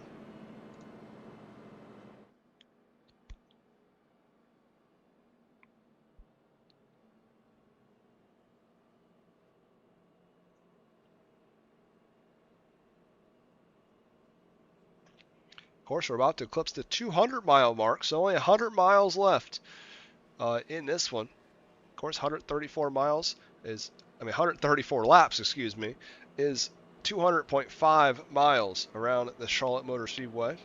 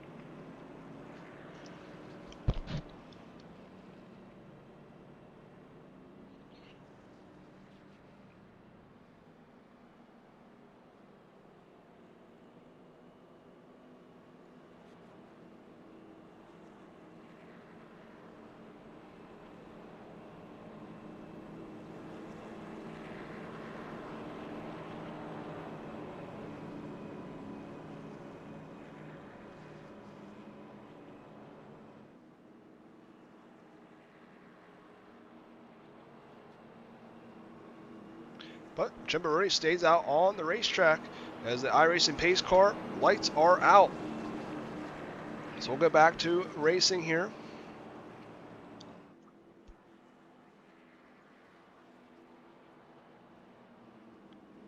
As you see, field has significantly dwindled itself down here in the closing laps.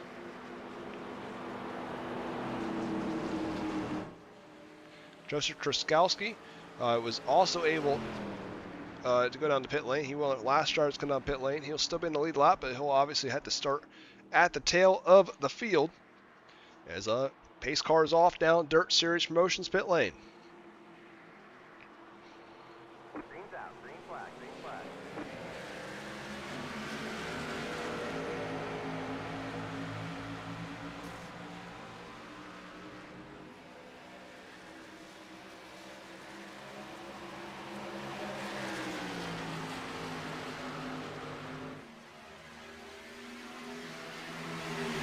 See how Rooney holds up here on his older tires.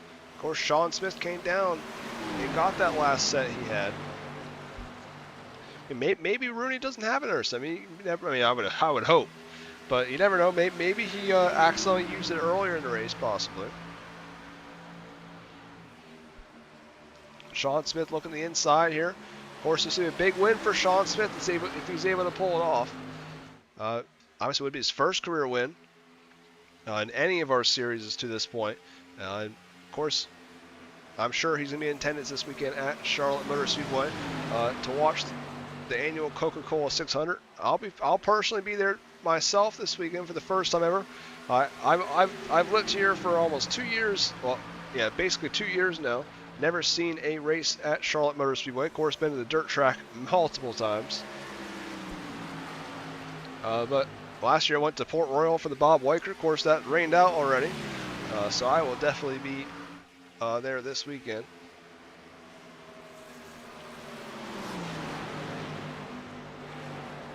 Yeah, you're telling me in the chat. I certainly am dreading the fact that there is still 60 laps left. Before this race even started, I was already debating for 2027 whether to make it 300 kilometers instead of 300 miles. So that'd be 125 laps. Of course, we would have already been done if that was the case. But Sean Smith and Benjamin Wirt, those two, right now leading the pack. They come out of turn 4. Jimbo Rooney runs third. Fourth, Ty Dickinson. But of course, stuck a lap down right now. Certainly needed Jimbo Rooney to come to the pit lane. And when he didn't, that certainly dampened Ty Dickinson's chances. Like I said, maybe Jimbo Rooney didn't have any tires or something vice versa. You never really know. Nonetheless, kind of screws up his strategy plan here in the later going.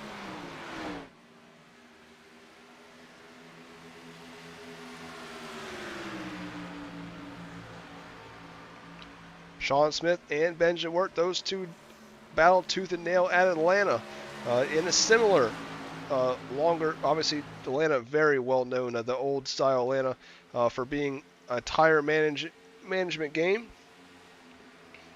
As Joseph Truskowski also, something must have happened to him a few laps ago.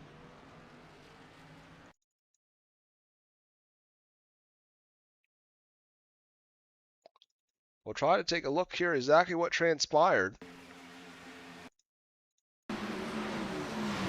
As he is now trapped 2 laps down in the 412. Came down pit lane. Not exactly sure why he came down pit lane, but he did nonetheless. Came back out here.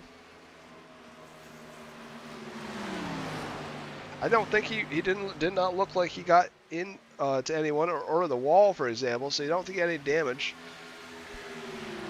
Unless maybe he possibly could have jumped the start. That possibly could have been part of the problem. He could have jumped the start there and got a black flag and needed to come down to clear it. But as we just missed though, battle for the race lead.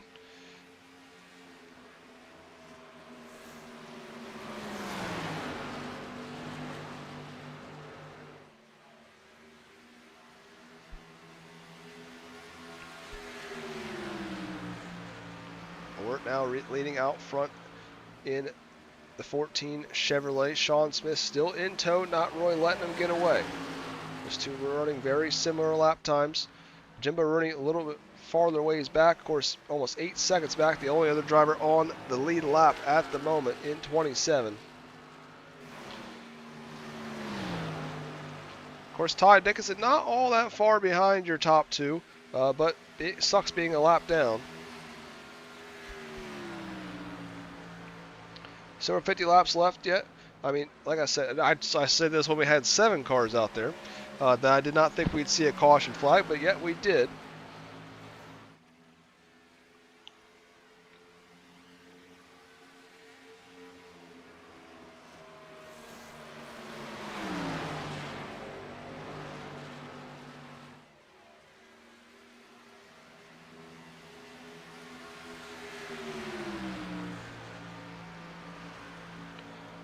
Smith still looking all the back. Whatever you see, he thought about going to the outside. There was no room there.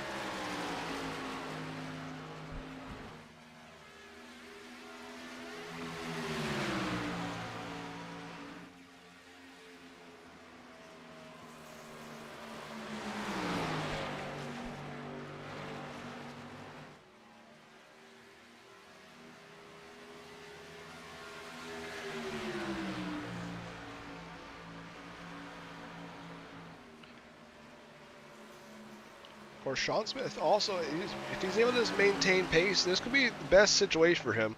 So obviously, I mean, you don't really know how much he's pushing, but you can still if you can keep pace with him, you're going to at least be able to have the same type of equipment if you stay up right behind him. And you're also pressuring him at the same time, maybe to make a mistake or push a little bit harder than he might want to, as per se if he was running all by himself.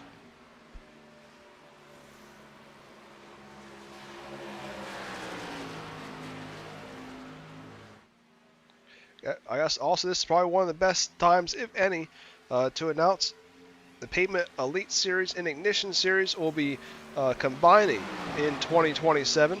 The full schedule that we ran for the Ignition Series, of course, started in February, and then through when this Elite Series ends in May, we will combine that into one series. Instead of running a full 6-week championship for the Ignition Series, we'll just award a trophy to the top driver that is under 3,500 I rating throughout the season. So it'll be 12 races, and we'll have a couple off weeks, of course, sprinkled in between for holidays, etc. But we'll also run on Tuesday nights, and I think we plan to race with the NASCAR trucks as well. So with 12 weeks, we'll get to go to a couple different types of racetracks. And I'm excited to see what can come in 2027 with the Pavement Elite Series. Of course, we are far from done here in 2026. As I spoke about, our 305 and 360 Nationals will be coming up here in June. As then we see Sean Smith looking to the inside here off the corner. See if he's able to get back by for the race lead. 50 laps remain here. Sean Smith will pull ahead and he will take the spot. We're kind of going to let him go here.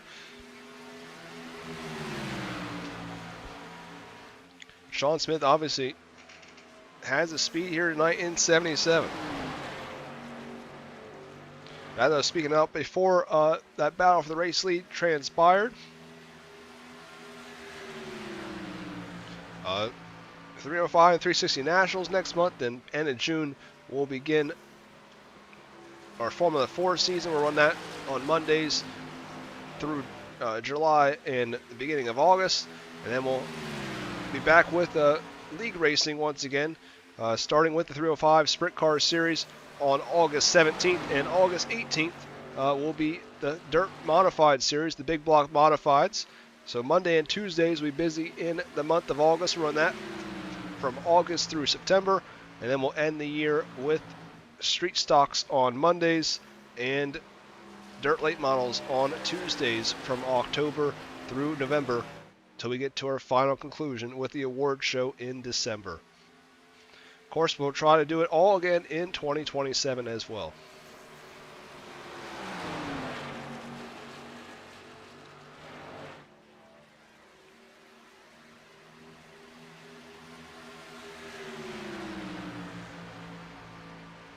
Sean Smith now is taking control of this race out front.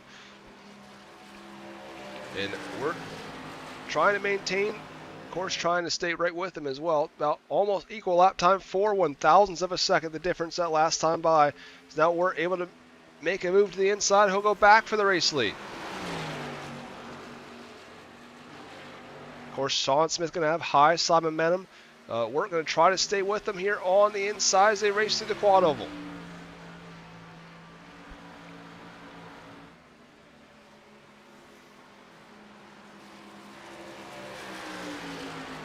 Still side by side around the 1.5 mile oval. Down the backstretch into turn 3 once again. Smith starting to edge ahead just a little bit. That momentum able to carry him off the corner down these long straights.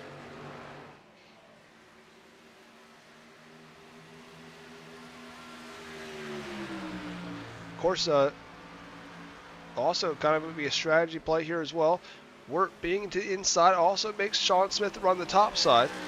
Usually top, it obviously depends on how you run, but usually the top side does tend to burn tires just a little bit more. But Smith able to nudge back ahead. Now take the preferred line away in 3 and 4 once more. Of course, these two 24 or 25 seconds almost ahead of Jimbo Rooney. Joseph Truskowski is in the background. He is 2 laps down after that miscue on Dirt Series Promotions pit lane. Of course, was a mighty contender for this one in the early going. It just does not seem like it's going to go his way here tonight.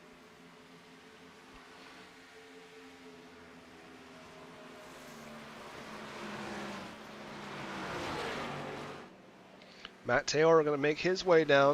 Of course, the man that makes all the trophies right there.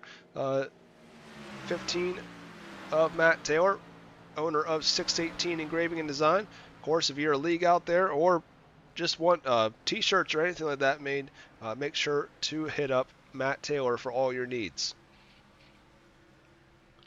See Jake Roya there. Gotta say, Jake Roya has one of the most unique hometowns I've ever heard of. New Hampton, New Hampshire. I mean, that is just how original is that for New Hampshire to have also a town that is New Hampton. That's kind of like some of the weird hometowns I've seen. Speaking of hometowns, there's a hometown, Pennsylvania, which I just think is hilarious every time I'd ever pass the highway sign for that. See Matt Taylor come up pit lane now. Benjamin Wirt thought of going to the inside there, take a peek in turn 3, but went away from it. Truskowski, obviously significant speed on him. As see Matt Taylor sitting sideways, and he spins out off of turn 4. Take a look what was that going to happen. Obviously cold tires on the 15. Yeah, he gets sideways in that crease. We've seen that happen many times tonight. A lot of different drivers. I personally did that in practice as well, so I know all too well how easy it is to do that. You can see the second Velocity Motorsports driver to lose their whole entire back end on their race car here this evening. See the white void, if you will, there on the back end of the 15.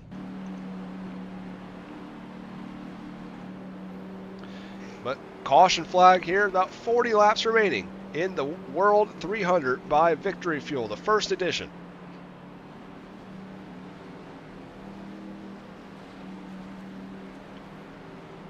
Well, obviously that caution throws a wrench in the plans as well. Obviously kind of screws over Joseph Truskowski because he was about to get a lap back, and that possibly could have put him on the lead lap if that caution would have fallen, you know, after he got by the race leaders. But nonetheless, still going to get at least 1 lap back, and now be a white flag. Now be only 1 lap down. But very much so beneficial to Ty Dickinson, able to get back on the lead lap in 67.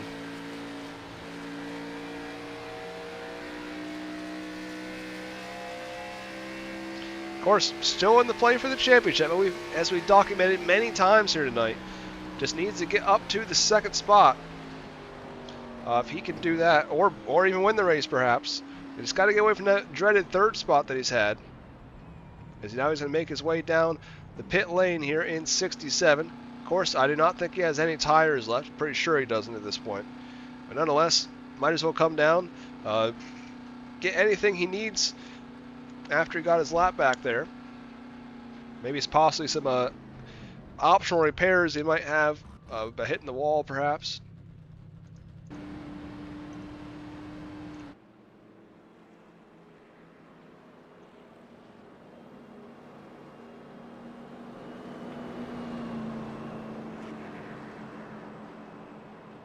It does look like Wirt now going to be a race leader on the restart.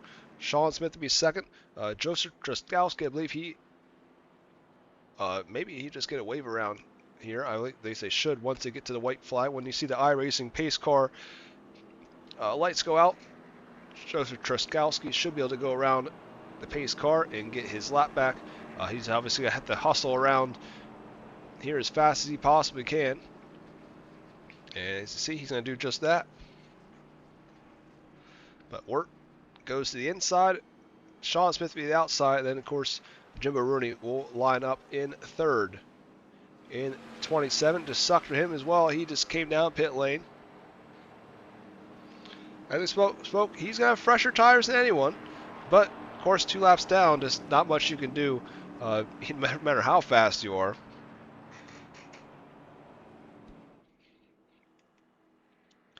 But Ty Dickinson back in the game now in 67. See if he's able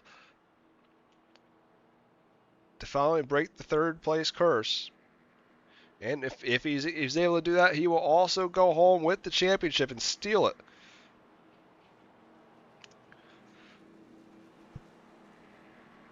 Of course, I didn't get a chance to mention a couple of our sponsors yet here tonight. Admin Box Drivers Meeting, of course. I use Admin Box myself when I'm doing race control. Makes it really easy, especially if you're not good with any hotkeys, to be able to make race control calls like clearing all the blacks and caution flags, etc.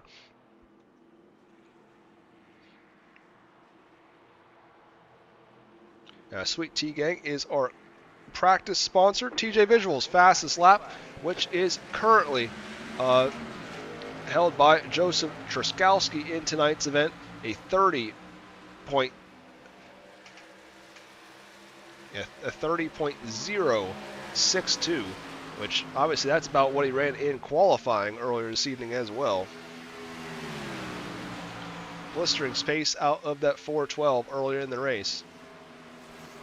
As Wirt now out front in 14, pulling away from the field over Sean Smith. So we talked about only really 3 drivers on the lead lap right now as we get down into the closing laps of this one. We also talked about Rooney. He is not currently on the lead lap, but fresher tires than anyone else on the racetrack, so you'll probably see him blow by your top 2 drivers here in a couple laps' time.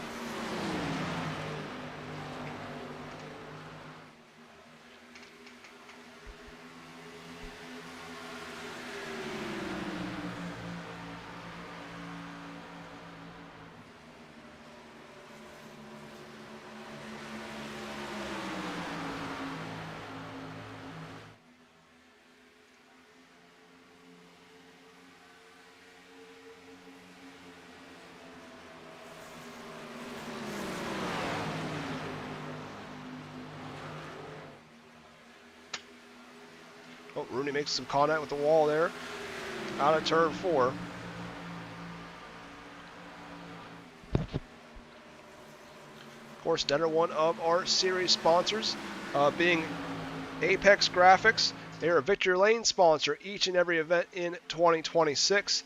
And they're also the ones that made all the wraps for the Velocity Motorsports team here tonight. Of course, one of those wraps being Sean Smith's ride. And of course, Jake Roy, owner of Apex Graphics, sitting on the pit lane currently, running in the 7th spot.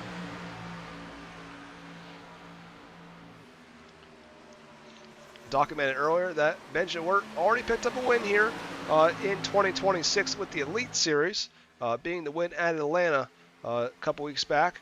And he also picked up the season opener for the Pavement Ignition Series, being at the Homestead Miami Speedway. So 2.5 mile wins already under the belt. This will be his first ever Crown Jewel event if he's able to pull it off here tonight and take home the trophy. Only time will tell if that's going to be a fact or not. But Rooney able to make his way by Sean Smith. Not able to catch Benjamin Wirt just yet, though. Of course, Ty Dixon, he just wants desperately to be able to get by Sean Smith and finish, bring it home in P2. There is going to be a party in Grindell, Iowa, if that is the case.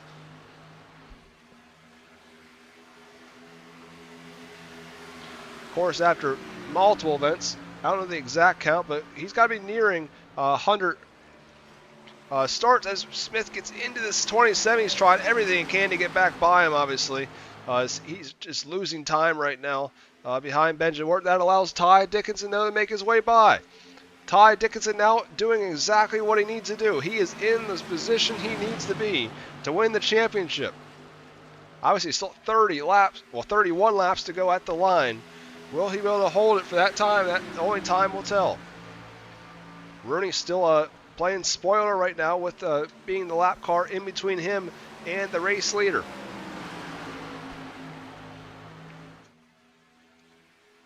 Right now, Ty Dickinson would take home 72 points, and Aiden Schramm would bring home 44 points. Of course, the difference in that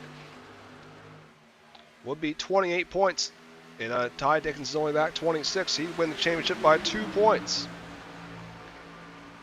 He's going to use Jimbo Rooney as a pick there, and he's going to work his way by the 27 Jimbo Rooney.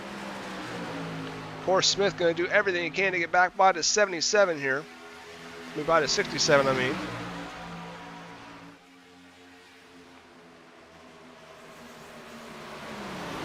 So can Ty Dickinson go 2 championships in 2 nights?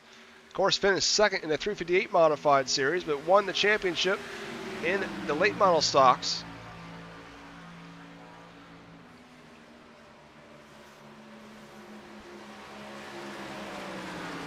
Ty Dickinson last time by was the fastest driver on the racetrack, a 31.064. Of course, does not want to go through his stuff too much and get that excited and lose it in the end here. Got to save his tires a little bit. Does not want to push and lose that much grip. You see, Sean Smith gets into the wall nearly off of turn 4. Loses some ground on the 67.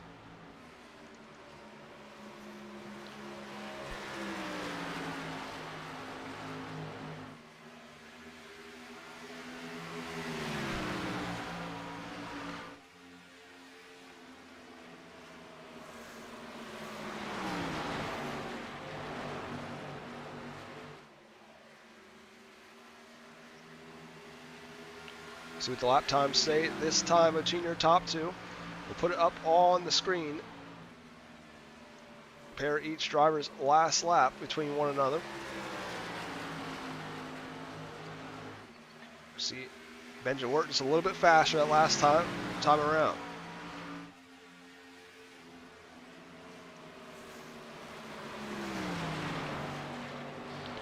Sean Smith about 9/10 of a second now back from Ty Dickinson. We'll keep an eye on his lap time as well on my scoring sheet beside me. He was a little bit slower than Ty Dickinson that time. Benjamin worked, though, able to pull back away by about 2/10 of a second.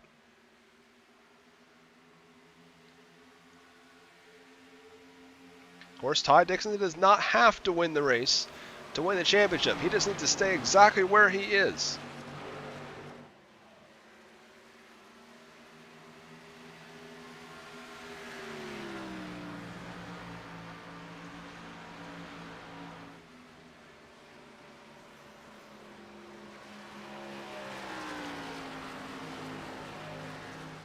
Of course, as we spoke about, very much a war of attrition, which I sort of expected coming into tonight with the sheer length that this 300-miler event is. Of course, did not expect a wreck on lap 1, though. But under 25 laps remaining here now at Charlotte in the 6th and final round of the RPES Gaming Pavement Elite Series. Of course, speaking of RPES Gaming, we have our 2nd season of Rocket League coming up beginning on June 29th. 6-week season, 4 regular season weeks. Each team plays 2 matchups each week, and then top half of teams from each division will play in the playoffs. That'll all be live on Reigel Promotions Esports come the beginning of August. We had over 50 teams enter for our first season back in January. We expect similar numbers this summer. But of course, it is free to enter any of our Rocket League events. So if you're a Rocket League player, it doesn't matter if you're, I mean, I'm not very good. Ben and I play on the same team. And we're not that good, but we go out there and we have some fun. So it doesn't matter what type of skill level you are, we'll have a division for you to play in. Right now, though, Ty Dickinson looking to claim the championship. He is looking really good right now. I don't want to speak too soon. As we've seen, I've announced or jinxed at least 3 people here tonight by just talking about him. But Ty Dickinson right now, about a second. almost a second and a half right now in front of Sean Smith, his nearest competitor behind. Of course, Ty Dickinson doesn't really have to worry too much about bench work. Of course, it would be nice to go the double down and, of course, take the trophy for the event and the race win.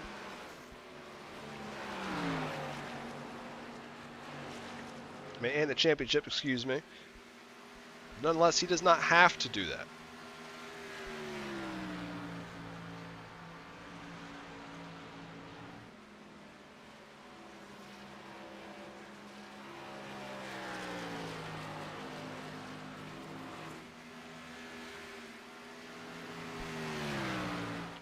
Right now, though, your top couple drivers all running similar lap times.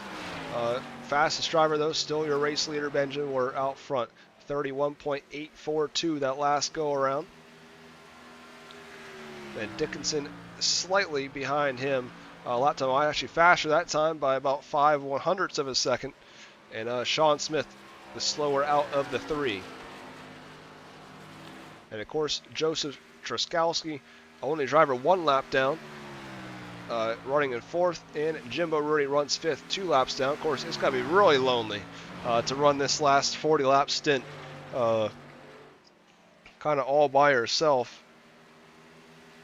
And as Johnny Gibson says, they're all out front like the chess club president on prom night.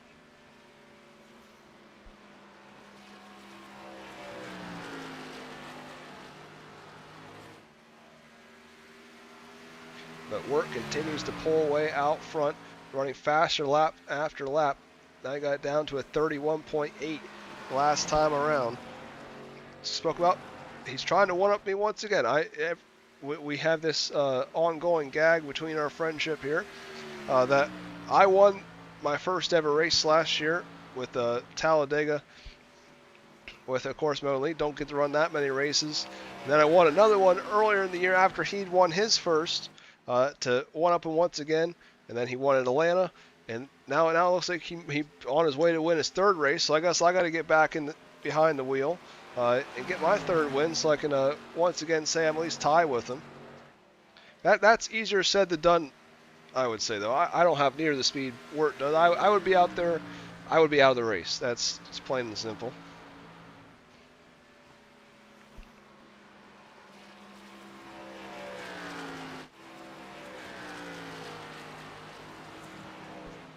As spoke about, though, Ty Dickinson here came in as a very outside favorite.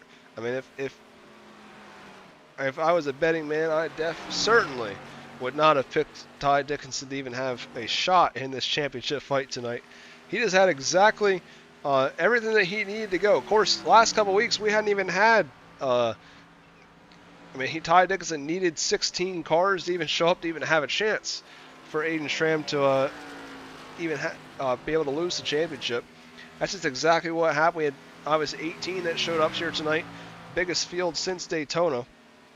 We'd only been getting 12, 13 drivers each week, and finally got a bigger field. And right now it just looks like it's going Ty Dickinson's way, as long as he doesn't, obviously caution could ruin all those plans and throw it right out the window. But nonetheless, it's looking up for Ty Dickinson right now.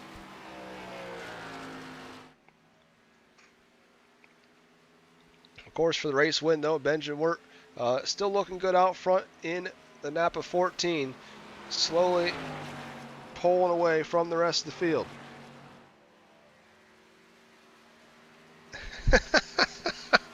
I saw the comment. I mean, I would say I'm not exactly the smoothest driver in the world. I mean, I don't know if my voice is that smooth either, but I appreciate the compliment.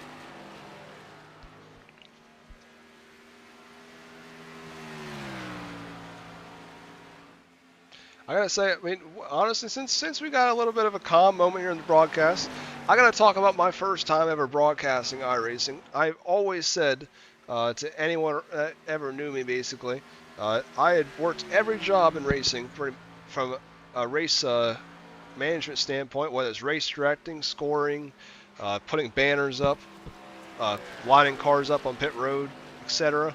but I always said that I would never announce a race. And then finally came the opportunity for the 2024 305 Sprint Car Series we did with the league here. And I was like, well, Ben, as long as you do it with me, I will try it. And I did, obviously, once I figured out the graphics. The graphics is the biggest thing. I'm always say that I would say I'm better on the sponsorship front. I always had struggled calling the racing action. But nonetheless, glad that I kind of feel used to it now. Of course, it took a while till I got to this point, though. Also, I used to do the announcements in high school for many years. You're only supposed to take the class twice. I took it 7 times. So I still don't know how they let me take it that many times, to be honest with you.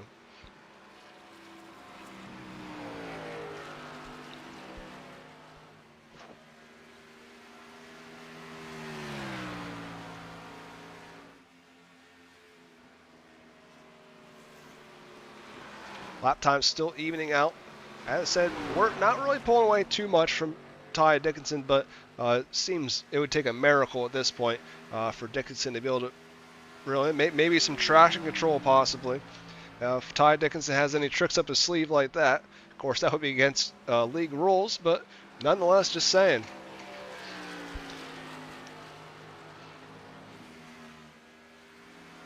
And Sean Smith's really fallen away now ever since he got into that wall. Possibly have some right side damage. We'll see if we can get a look at it here, possibly with a different camera angle. Of course, that one definitely did not give me the angle that I wanted. But this here off the corner should be able to give us a good look. It doesn't look like it has anything on the right side, but you never know. Could be some wheel damage perhaps as well.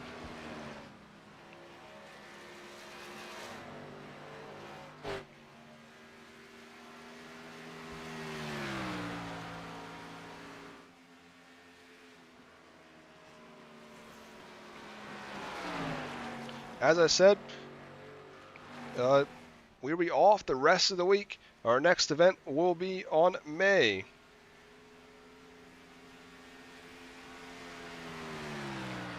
On May 27th, next Wednesday, the Indy Challenge will not be live on the channel, but it'll be on the iRacing hosted tab. So anyone out there that wants to race, you're more than welcome to. I'll just be on race control that night, as we all know how hosted sessions go. But I at least hope that it will go well with me being able to be on race control and controlling it all from above. And then next live broadcast on the channel will be the Spring Award Show on May 31st. But 6 laps remain here as Wirt rounds the corners once again to go down the back straight.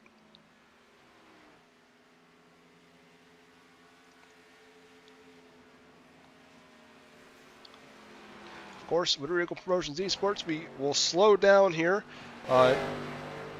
Certainly, mostly in June here, other than the 305 and 360 Nationals will be off. But July and August, we take most of those months off as with my work.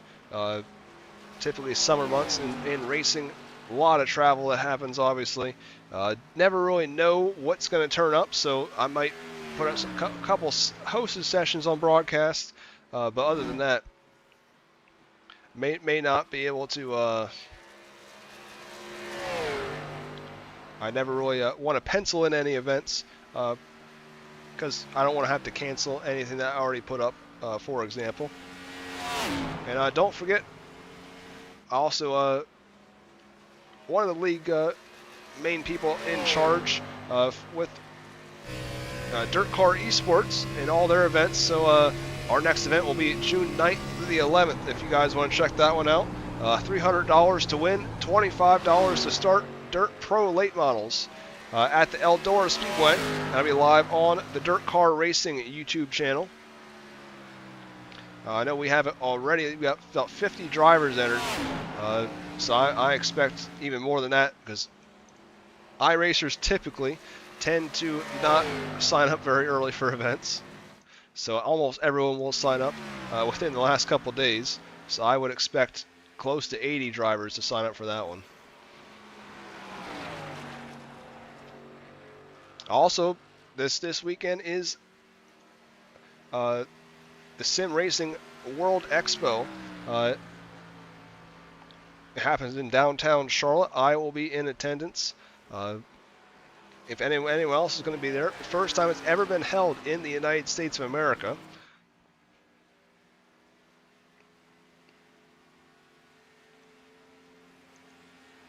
But we're going to round 3 and 4 for the final time this evening. He will see the third party gaming white flag here at the line.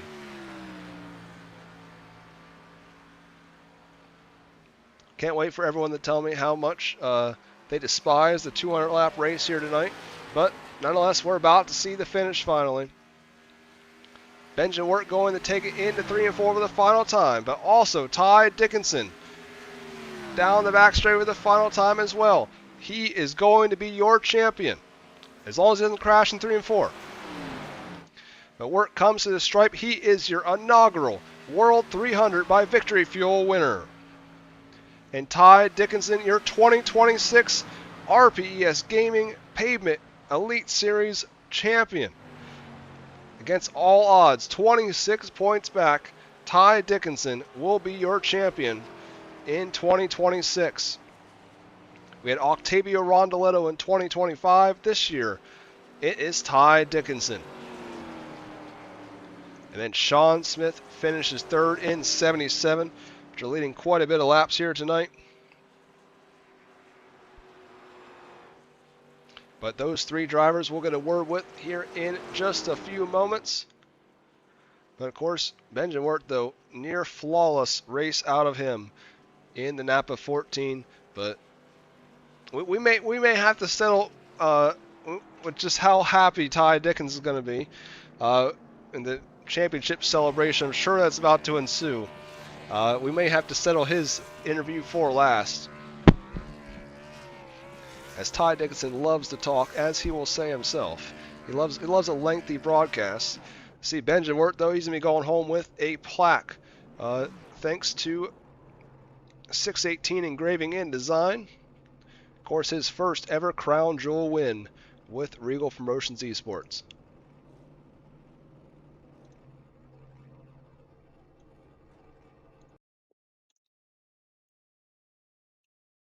But your final rundown for the World 300 by Victory Fuel.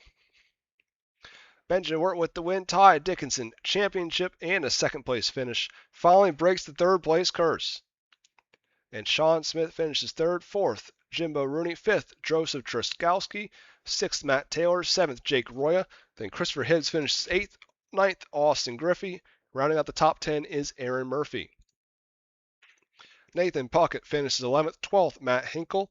13th, Kevin Goodall. Jason Haynes, 14th. 15th, Jordan Navarro. 16th, Aiden Schramm. Just really tough break for him tonight in the 86 to not be able to pull off the championship after a great season. But Robert Puckett finishes 17th, 18th, Logan Wentz, and technically 19th, Andrew Reigel, even though I did not start the event.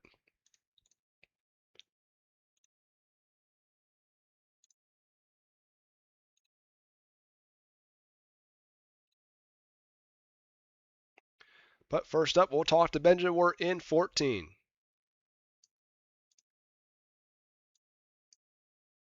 Oh. Hey, Ben, of course, won the champion. I mean, didn't win the championship, won the race and a trophy. I get to finally send you a trophy. I know, that was on my mind, honestly, throughout that whole race and leading up to this race the whole week. I'm like, I really want that trophy. I'm not in the fight for the championship, but I really want that trophy, and man, I got it. And at least Matt Taylor doesn't have to send it that far. I mean, Elwood City, Pennsylvania, about Pittsburgh, not at least same state. Unlike some of them, Interstate, to yep. Canada. Or but yeah, yeah, no, it feels good to get a trophy.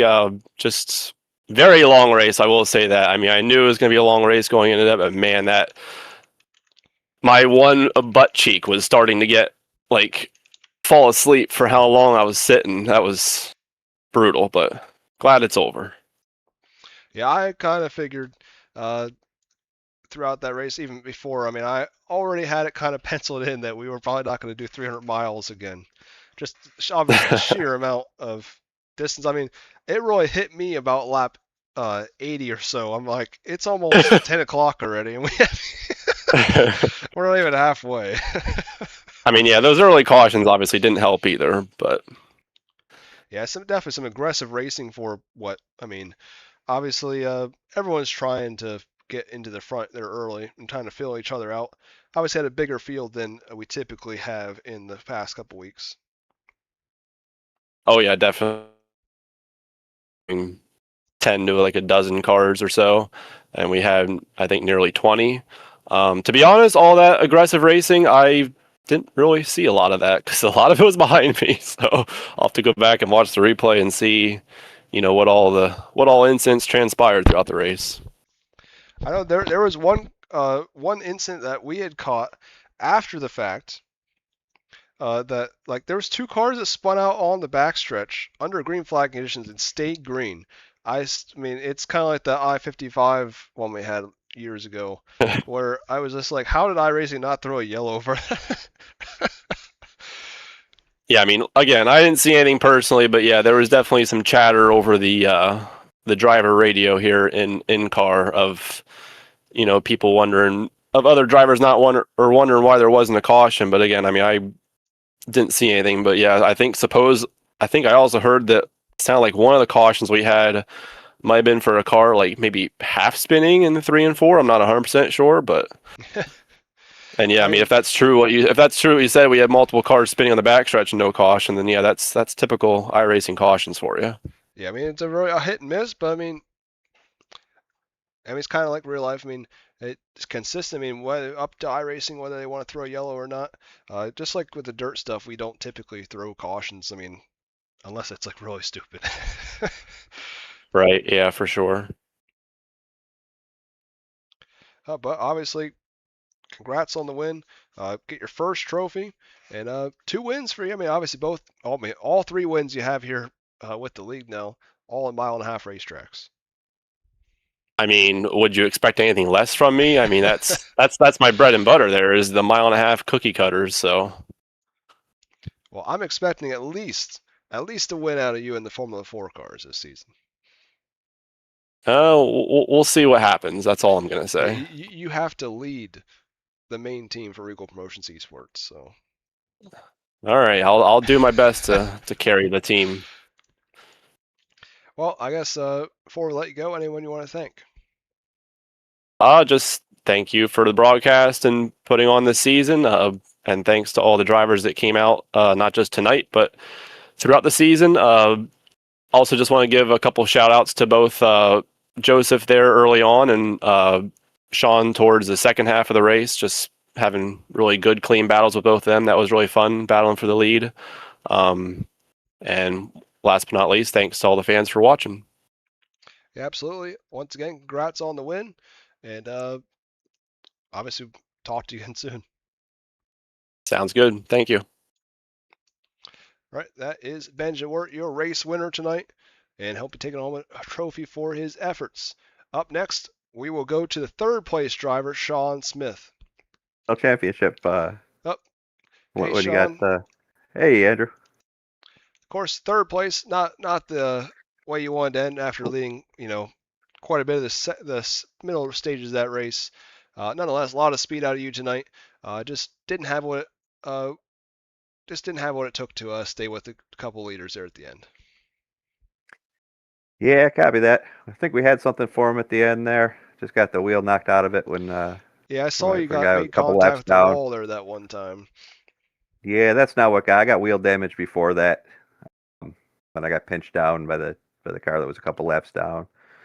So, I mean, if I'm racing somebody for the win, I'm gonna give that person a lot of respect and race them clean. It's just kind of a shame not everyone has that. Yeah, obviously, definitely frustrating. Even though they did have fresher tires, definitely frustrating though to not for them to obviously get involved in the wreck. I mean not in the wreck, the race for the lead there. Definitely kind of at the very least gets in your way in your mind. And obviously, I saw you guys almost came to blows there at least one or two different times in those closing laps. Yeah, like I say, after I got pinched off the first time, I took a little bit of wheel damage there, so my car just went to handling like crap, and nothing I could do from there. But a lot of fun racing. And did a hell of a job. Ty, if he won the championship, congratulations. That's awesome. Absolutely. Me and Ty always he get had a lot of everything. respect. He had everything that he needed to possibly have and go his way tonight. Definitely well deserved. Whether that happened or not, though. Absolutely. Ty's a heck of a driver, and I always enjoy running with him. He runs nice and clean, and he knows where he's at. Absolutely. I mean, like I said, great season. Obviously, Elite Series went way better than the Ignition Series did for you this year. And obviously, we'll be back again.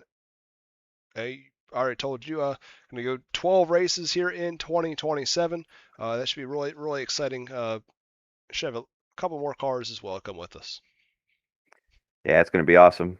Sounds like we're going to be back in the trucks, maybe. I think a lot of us like that. But yeah, we look forward to the next one.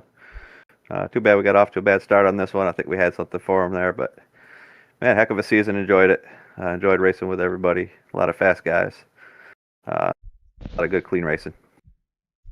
Absolutely. Appreciate you running with us as always. And obviously, we'll see you down the road. Appreciate it, Andrew.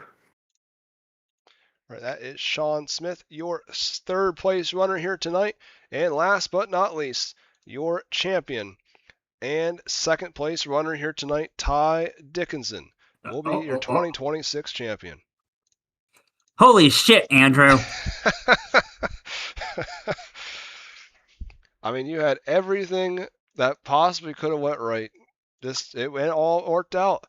And able to win it by just 2 points. Yeah, and here I came in just wanting to race. I know we talked about it earlier, and I knew it was going to be kind of a survival race on who can keep their nose the cleanest. And I didn't. I still had 8 incident points, and I still had some mess ups. But you play that long game, especially since you decided to make it 200 laps and make it the longest race of my life. But no, it was a good race. It kind of sucks that, Jordan had issues earlier on. Jake had issues. Matt had issues. So all 3 of my teammates had issues of their own. And I was kind of hoping all 4 of us would still be out there at the end. But, it is what it is, I guess, at the end of the day. Yeah, I mean, I sort of figured that it was going to be, like war of attrition as it was. I didn't think it would be. I mean, I still wasn't as bad as Daytona was at the beginning of the year, but I thought we'd have a longer green flag run to start with. I mean, obviously we got off to 3 cautions in the first 30 laps. That it's almost unheard of with the season that we've had this so far. Yeah, the cold tires were so rough here. And with it being a night race, it takes them a while to warm up. And I knew that was an issue why Jake spun. That was an issue why Matt spun. Is just because coming out of the pits with cold tires and you don't expect it after you just race, 50 laps on old tires. So then you come out driving the same way, and it totally kills you in the end. But I mean, there's one restart. I even fired off in second gear, and I almost spun out in front of the field. I don't know. And maybe it's, the fact that we had a lot more drivers tonight, which is awesome. I'm glad we had that good of a turnout. But, yeah. I wish I could beat Ben, but no one's going to touch Ben because he's the god at saving tires. Yeah, he obviously he's one of the best, at least I know of, at saving tires. I knew this was going to be his type of race for sure, and obviously he's shown a lot of speed at the 1.5 miles as well. Yeah. Good thing he wasn't here every race, otherwise he would have smoked us for the point battle. So I gotta thank Ben for that. So yeah, you gotta think. I mean, he missed Bristol because he overslept, and then Daytona he just all out hates Daytona, so he was never going to show up to that one. Well, next season every race will be at Daytona then. That's fine with me. We have Daytona and Talladega next season, so there we go. But yeah, I'm super pumped. That's 2 championships in the week, and I did not come in expecting to win this at all. I thought it was going to be a toss-up between, Aiden and Josh Slater, which unfortunately, he had family vacation, so that took him out. And I knew Jordan had a chance, and I really didn't think I had a shot at all in winning the title. Actually, Jimbo is the one that kind of told me after the checkered flags that I got it, and I had no idea I actually got the championship. So I realized that you had a shot about, I don't know, it's probably like lap 50 or 60, because I was doing the math. I was like, because obviously I knew Navarro was out of it at that point, and I figured Tram probably wasn't going to come back out because he stayed in the session, but he never was able to get enough repairs because you know how required repairs goes. oh yeah, they're all and nowadays iRacing is so bad at that. I mean, they give you a meatball flag and DQ you, even with your car still running and even drivable. So, and I know iRacing had an issue big time with this track, not throwing cautions when they probably should have, and even when going down pit road, my pit board wouldn't work. So I had to really guess and watch for my people to see if they were coming out to change my tires because pit road was even broke for my end. So I know. I saw it. I caught at least one wreck that I thought probably should have been a caution, but obviously nothing you could do after the fact. But no. There was two people that wrecked in the backstretch. I mean, everyone else stayed out of it, but obviously sucks for those guys that it stayed green. Yeah. But I don't know how it was not a caution. Yeah, and it is what it is when it's an iRacing caution only. I mean, they were yelling to throw a caution, and it's nothing we could do at the end of the day. So yeah, exactly. But obviously, like I said, everything went your way. You're finally going to be a champion and on a broadcast. On a broadcast. Because I mean, obviously last night, yes, it's a little bittersweet because it wasn't on a broadcast, but it counts. It still counts though. 2 championships. I don't know what in 1 one. week. Yeah, I don't know what one's more excited. The one yesterday because I beat you, or this one because I beat more cars. I don't know which one feels better. Well, I would have at least hope this one, but nonetheless, you're gonna finally get a trophy. I get 2. Oh well. Well, I guess that's true because I mean, you never told me what you're gonna do with. You're gonna do T-shirts or the trophy. I mean, I would hope you're taking a trophy. What? Do I not get a trophy for yesterday's? No, you just get the $15. You're a piece of work. You're a piece of work. You beat 3 cars and a couple of AI. What are you? Okay, now I still beat you. Okay. Well, yeah, but as I documented on the broadcast, I'm not that much to beat. No, that's true. You're really not. You're awful. But no, yeah, this race was fun. It was long. It took forever. I did not expect it to get over at 10 o'clock my time, but yeah, it was fun. Usually I can't do these long races because of my health, but I've had a really good day today with my health, and I'm feeling pretty good. So, but I got to thank first and foremost my teammate Velocity Motorsports. They kick ass and every week uplifting each other and doing whatever we can to help each other out and improve and get better. And Apex Graphics, my boy Jake for killing this badass Kid Rock rap. Because I don't know, it might be just me, but when I think of America, I think of Joe Dirt right away. I said Kid Rock. It's not Kid Rock. It's Joe Dirt. I was about to say, that's who I thought it was. I was pretty sure. Yeah. It's Joe Dirt. Gotta thank 618 Engraving Design, Matt, for everything he does for me and also for the league. And thanks to him for spinning out when he had cold tires and not being able to save it, because I think that caution's what helped me the most. Gotta thank you for putting this entire league on and giving us all a place to race. I know you get bitched at constantly and people complain, but usually, it's nothing you can really do about it. Gotta thank Ben for kicking my ass once again, and he taught me a few speed secrets when I was in the waiting room that I can't share. So hopefully next season he's never taught me anything. So well, you gotta be royalty, I guess. I guess so. Gotta thank Sean Smith for always running me clean, Jimbo running me clean.